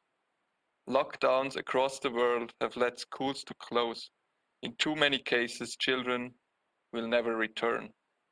Socioeconomic effects of an early end to education in conflict areas will lead to heightened vulnerabilities for child labor, recruitment and use by armed forces or armed groups, and forced marriage, human trafficking, and modern slavery. Depriving children of access to education has a devastating long-term impact on sustainable development, in particular SDG 4, and inflicts irreparable damage on children, families, communities, and societies. Mr. Chair, Liechtenstein remains concerned about the impact that COVID-19 has had on the ability of the monitoring and reporting mechanism to record violations, while we do complement the SRSG and the UN country task forces for resuming their work after a few months with some adjustments. This being said, Liechtenstein notes the particular difficulty in monitoring more sensitive violations, such as recruitment and use and sexual violence. Data assessing the prevalence of these violations have always been difficult to gather, given their sensitivity, in particular with regard to sexual and gender-based violence. The additional constraints created by COVID-19 exacerbate the power dynamic that perpetrators look to exploit. Quarantine, curfews, and other restrictions on movement are weakening protection mechanisms and heightening risks of domestic and sexual violence for women and girls, as well as men and boys in crisis-affected communities. We reiterate our strong support for the work of the Secretary General's Special Representative on Children in Armed Conflict to shed more light on marginalized victims and survivors of conflict-related sexual violence, in line with Security Council Resolution 2467. Going forward, it is vital that training is made available to allow all monitoring staff to carry out remote verification of incidents of violence where necessary. In addition, we reiterate that the protection of the SRSG's independence and integrity is crucial to its effectiveness and credibility, which also includes the objective, consistent, and transparent practice of listing parties that have committed grave violations against children. I thank you very much, Mr. Chair. Thank you very much. I now give the floor to Morocco. Thank you very much, Mr. Chair. At the outset, I would like to thank Estonia for organizing this highly important meeting dedicated to the impact of COVID-19 on children in armed conflict, and which will undoubtedly allow for continuous international mobilization to protect children, prevent them from being attacked, enrolled, or sent into combat. I thank all the briefers for their presentations. Morocco would like to highlight the following elements. Although the full effects of the COVID-19 pandemic are not yet entirely known, the pandemic has had disproportionate and profound and most likely long-lasting consequences on the health, well-being, education of children and their families, in particular children in situations of armed conflict. The fundamental rights of children, particularly those living in situations of armed conflict, must be respected, protected, affirmed, recognized, and considered as a priority in every response to the ongoing COVID-19 pandemic and post-pandemic recovery efforts. We would like to stress once more the importance of the Secretary General's appeals aimed at saving lives, protecting societies, and better recovering, inviting member states in particular to give priority to education, food, health, and safety of vulnerable people, including children in situations of armed conflict amid the COVID-19 pandemic.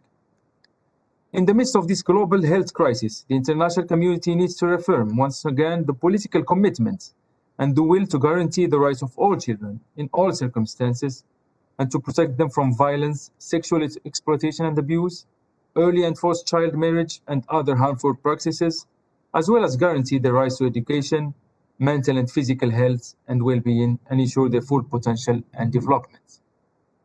The most vulnerable children who need specific protection are particularly those living in conflict situations, in refugee camps, in detention, in slums or in the streets, as well as the homeless, the migrants, the internally displaced children, minorities, the poorest, and those living with disability.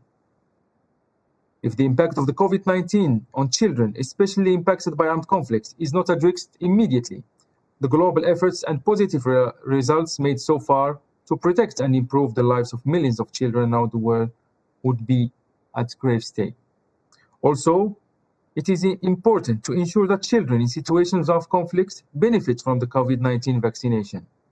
They cannot be left behind. In addition, member states and civil society actors, including NGOs and national human rights institutions, should work together and draw lessons from the experiences of COVID-19 crisis in order to develop plans that guarantee the continuity of essential protective services in potential future crises and ensure monitoring, reporting, and responding to serious violations against children. As a state party to the Convention on the Rights of the Child and its 3 optional protocols, as well as the Paris Principles, the Safe Schools Declaration, and the Vancouver Principles, the Kingdom of Morocco is and will remain fully committed to the protection and promotion of all children's rights, and will use every opportunity to reaffirm this unwavering commitment. Finally, we thank the Special Representative of Children and Armed Conflict, UNICEF, as well as all other UN governmental and non-governmental entities that endeavor in difficult situations to promote and protect the rights of children in armed conflicts. I thank you. Thank you very much. I now give the floor to Italy. Thank you, Chair. And first off, let me echo other colleagues in welcoming this debate, commending the promoters, and thanking the briefers. I also wish to refer to the written statement of the EU with which we align, and to the statement made by Canada on behalf of the pertinent group of friends, which we were pleased to join. Mr. Chair, in terms of crisis, children are always the most vulnerable.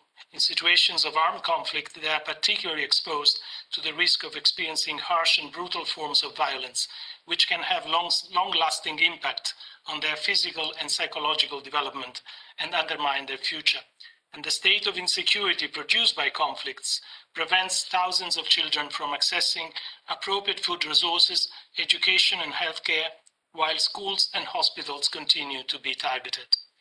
As clearly emerged from the briefers' interventions, this is even more critical in COVID-19 times, where school closures and the limitations in accessing social and health services expose children to greater risks than usual.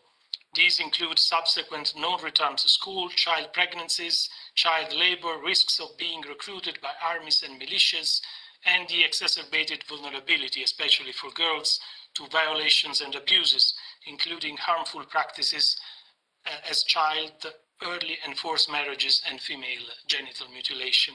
In this particularly challenging context and phase, Italy reaffirms its commitment to the protection of children affected by armed conflicts and fully shares the objectives to put an end as soon as possible to the worst forms of violations against them. The protection of the rights of the children is also among the priorities of Italy's current mandate on the Human Rights Council. Last year, we celebrated the 20th anniversary of the first optional protocol to the Convention on the Rights of the Child on the involvement of children in armed conflict. It is absolutely important to continuously promote the universal ratification of the protocol, as it represents a fundamental tool to avoid that children be recruited by armed forces or otherwise involved in armed conflicts. We urge all countries that have not ratified the protocol yet to do so as soon as possible, to enact national legislation and policies to prohibit and criminalize the recruitment and use of children by armed forces and armed groups, and to endorse instruments to improve the protection of conflict-affected children, in particular the Safe Schools Declaration, which Italy strongly supports. However, signing and ratifying international instruments is clearly not enough. Tangible actions must follow, and many important measures have been outlined by today's briefers. We must ensure that children are free from the threat of being used as soldiers, slaves, military shields, or targets, and we have to make sure that they are also provided with options to enjoy a better future. In order to secure a positive, long-lasting result for the protection of the rights of children involved in armed conflicts, Italy presented an open pledge on the occasion of the 33rd International Conference of the Red Cross and the Red Crescent in December 2019. We committed to undertake all the appropriate and necessary actions to reduce the impact of wars on the life of children, actions that are as important as ever considering the COVID-19 pandemic. Italy will also continue to support, both financially and politically, key global actors such as UNICEF, UNFPA, WHO, the Global Partnership for Education, the Global Alliance for Vaccine and Immunization, and other international partners with a view to ensuring that no child is left behind.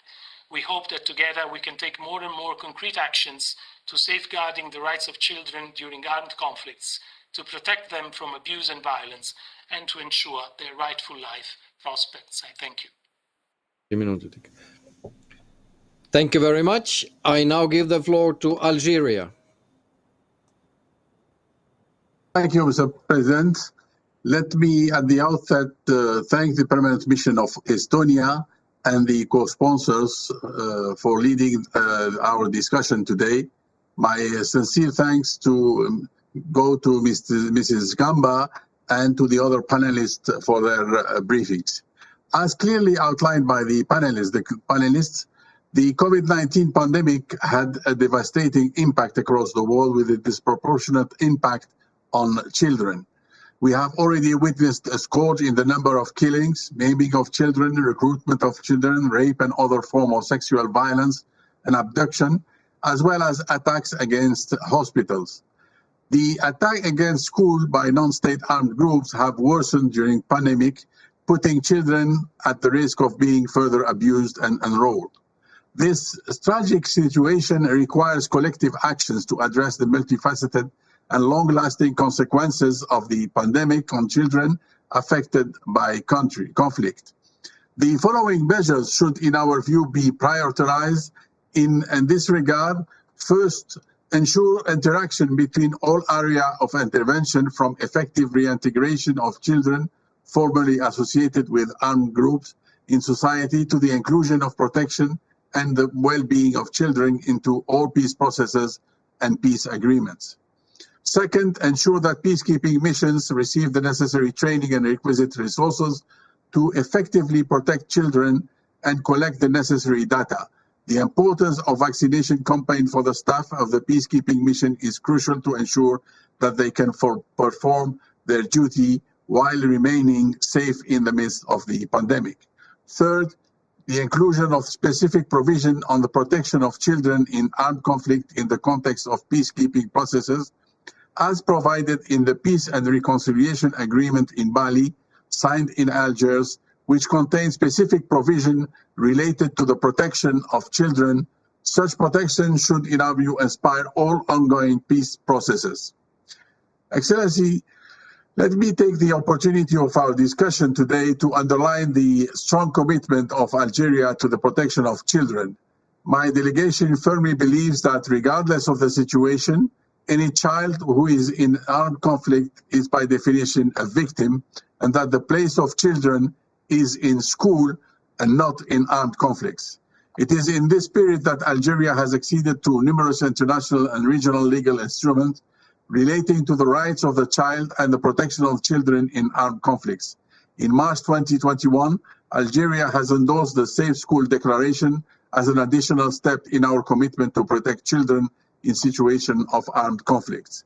Despite our commitment and that of the international community, it is tragic that while we speak today, thousands of children are still trapped in armed conflict all over the world. During 2019, the UN verified that more than 7,000 children as having been recruited and used in situations of armed conflict. That is why prevention strategies are required.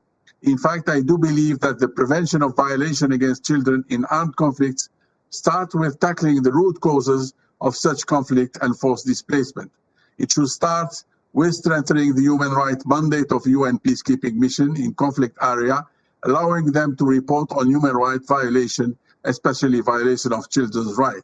The coordination and cooperation between the UN and the regional organization, especially the African Union, is also an important element in the prevention strategy to ensure a regional ownership in addressing the root causes of those conflicts and to strengthen the protection of children. Let me conclude, Mr. President, by reiterating my country's support for the work being done to ensure the protection of children in armed conflict and to advocate for the promotion and the well-being of all children and civilians. And I thank you. Thank you very much. I now give the floor to Turkey.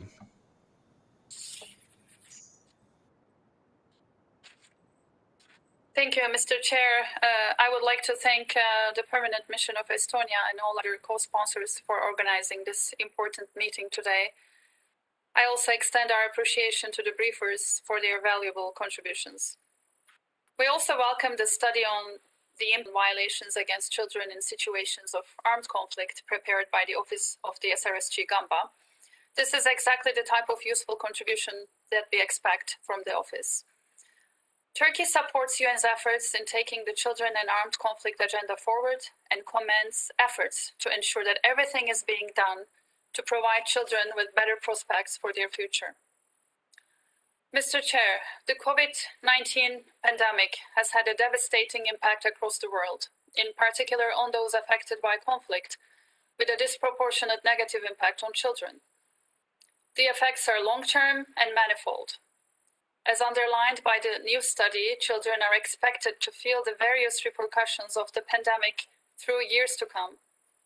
The closure of schools and loss of family income, as well as the withdrawal of state and humanitarian actors from certain conflict-affected areas, increase children's vulnerability to grave violations.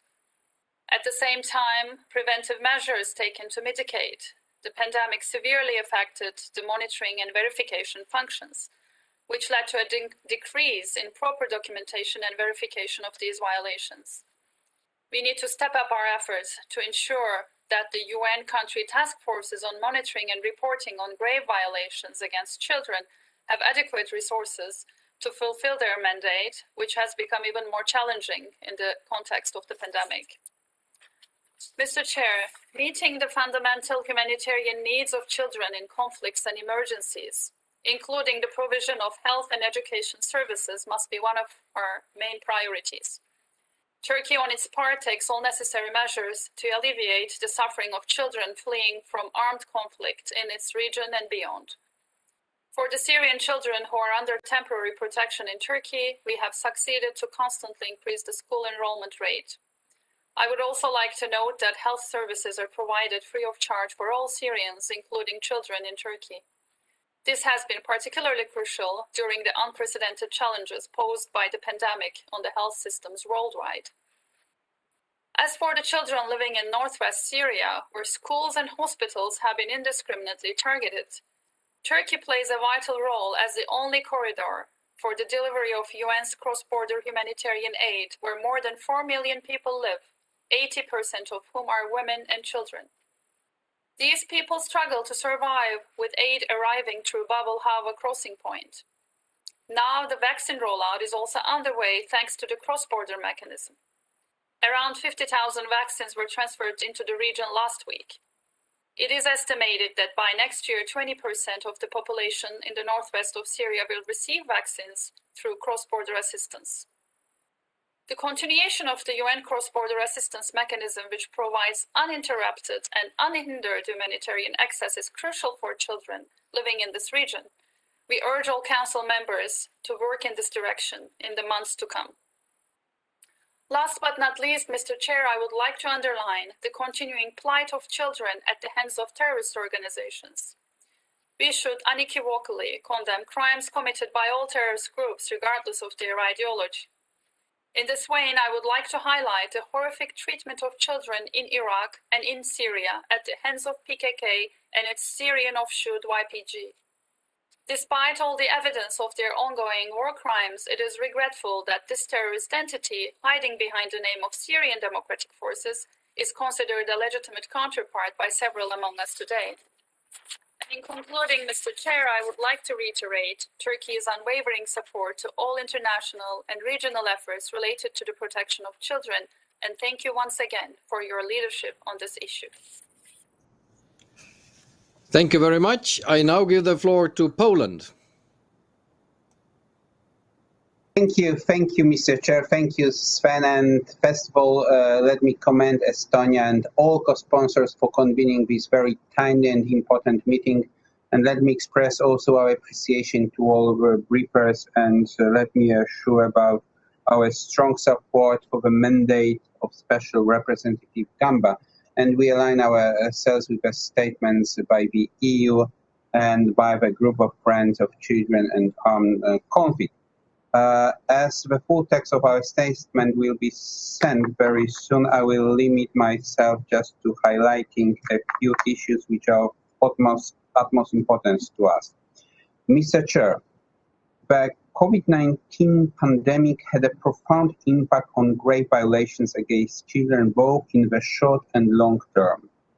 We are particularly disturbed by the attacks on hospitals and restricted access to schools for educational and healthcare facilities that doesn't enable children to enjoy the basic rights. Without safe access to those services, the quality of life will continue to deteriorate. In addition, systematic deprivation of access to education makes children more susceptible to recruitment and use by armed and terrorist groups. As a member of a steering committee for the Global Coalition for Integration, we want to stress as well the closure of interim care centers for children separated from armed forces or groups that put in jeopardy their reintegration programs. Last but not least, let me also bring to your attention the dire plight of those most vulnerable in the situations of conflict, including children with disabilities as well as children born of sexual violence. With the detrimental consequences of the COVID-19 pandemic, they are at an even greater risk of abuse, abandonment, and rejection. Moreover, we are concerned that children with disabilities who have already been marginalized before the COVID-19 outbreak are not always included in strategies of distance learning. Mr. Chair, in conclusion, the current pandemic is threatening to undo many recent gains in the fields of child protection, human rights, and development. Many violations are interdependent and interlinked, so if we want to avoid a vicious circle of powerlessness towards a deteriorating situation of children affected by armed conflict, urgent action with more holistic approach is needed right now. Thank you, Mr. Chair. Thank you very much. I now give the floor to Japan. Thank you, Mr. Chair. I thank Estonia and the co-sponsors for convening this Arria-Forum meeting. I'd also like to thank all the briefers, including the Special Representative of the Secretary General on Children in Armed Conflict, for their briefings. Japan joins other colleagues in voicing deep concerns about the aggravating impact of COVID-19 on children and their already fragile situations, including refugees, internally displaced, and those in conflict-affected areas. Girls also need special attention. The international community must step up its efforts to minimize the impact of the pandemic on these vulnerable children affected by armed conflicts. The denial of humanitarian assistance to children affected by conflict is of particular concern during the pandemic. Essential healthcare and protection services for children must be maintained. Relevant medical facilities and access to medical service must be protected from attacks and distractions. Japan welcomes the unanimous adoption of the Security Council resolutions 2532 and 2565 on COVID-19. Japan also urges all parties to armed conflicts to immediately respond to the call for ceasefire and ensure safe, timely, and unimpeded humanitarian access to children in need. Mr. Chair, Japan is committed to actively contributing to the protection of children in armed conflicts. For example, in this March, Japan contributed approximately $4.5 million to UNICEF operations in Syria, including the reconstruction of water and sewage system to improve access to safe water and sanitation for the population of East Ghouta. Support also goes to health clinics for women and children by providing medical equipment. Mr. Chair, Japan is determined to make every effort to protect and promote children's rights and to ensure human security for all children and their families. Japan looks forward to working closely with the United Nations in this endeavor. I thank you very much. Thank you very much. And thank you, dear colleagues, for all your statements.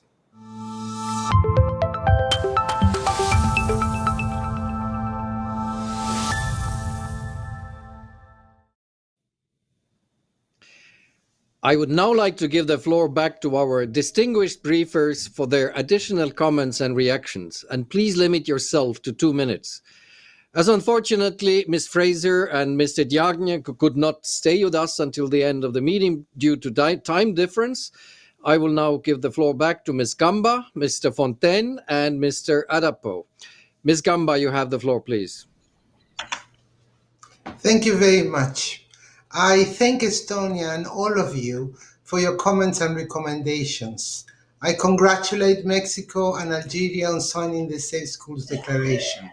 I confirm that my office will continue to analyze this COVID impact for a follow-up publication in 2022, covering this time all CAC situations and not just a sample few, as happened in the first publication.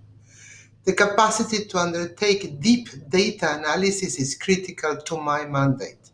And I noted what Canada said, that the Fifth Committee should take note of this need. Data analysis is needed to identify opportunities and gaps, build resilience in the task forces, build preparedness, support reintegration, and support logistics for action by the CTFMRs on the ground. Further, it is vitally important to defend and improve the capacity of the child protection specialist units in missions and on the ground. We need to prioritize the CTFMR protection of children vis-à-vis other response priorities, including through streamlining, as St. Vincent and the Grenadines said, COVID responses to include the needs to monitor and report, protect, and prevent violations against children. We will continue, I promise you, to strengthen the CTFMRs in all the ways we can, including through studies on the needs on the ground and the capacities and resources needed by monitors. We are now, I inform you, producing papers similar to this one on the link between CAC and the SDGs, gender differentiation in CAC violations, a guidance on the monitoring of abductions and on issues of denial of humanitarian access, and the publication of the results of our 3-year work to strengthen CTFMRs through our regional workshops. We're also continuing specific papers in support to the Reintegration Coalition and preparing a large review on all aspects of the CAC annual report as related to the 25th anniversary of my mandate for publication this year. I thank you for this opportunity. Thank you very much, Ms. Gamba. And now I give the floor to Mr. Fontaine. You have the floor. Thank you very much, Excellency, and thank you, Estonia, for organizing this moment that I think was very important. Thank you for all the delegations, for all the important analysis that you've shared with us. I think we all share the same analysis, which is largely that the least affected medically by the disease that is COVID-19, the children, are actually the most affected by the consequences of the pandemic. And among those, the most marginalized, those suffering from conflict in the first place, are actually the most affected and will actually bear the harshest price for it. And that is through violence, that is through abduction, recruitment, that is through attacks on their health and education services, that is through denial of humanitarian action. And so obviously this is what we need to take into account and take back from this discussion. And it is what has happened, it is what is happening, it is what will continue happening. In addition, while everybody could have come together around a ceasefire, a global ceasefire appeal that was done by the Secretary General, actually conflict intensified everywhere. So now let's get together and make sure we support all the protection actors, the frontline organizations, the families, the communities that are actually the protective environment for children in those situations. So that, again, those who actually are only marginally affected medically by the disease are actually not paying such a disproportionate price for the pandemic as a whole. As far as we're concerned in UNICEF, we're going to stay and deliver. We're committed to it. We're going to be there. We're going to be there in all the places where the children are the most affected, on the front lines, in conflict situations, and we're going to try to do our best to monitor, report, protect, and provide services for children in all these situations. I'm taking also with you all the good words you've given to towards our colleagues in the field. I know it matters a lot to them. They're working extremely hard. They really try to do, and they're actually achieving a great work and making a huge difference for children. So I will give them and share with them those good words from you and your appreciation, and I know they will certainly appreciate it a lot. Thank you so much. Thank you, Mr. Fontaine. And finally, I will give the floor to Mr. Adapo. Sir, you have the floor. Thank you, Mr. Chairman and Excellencies.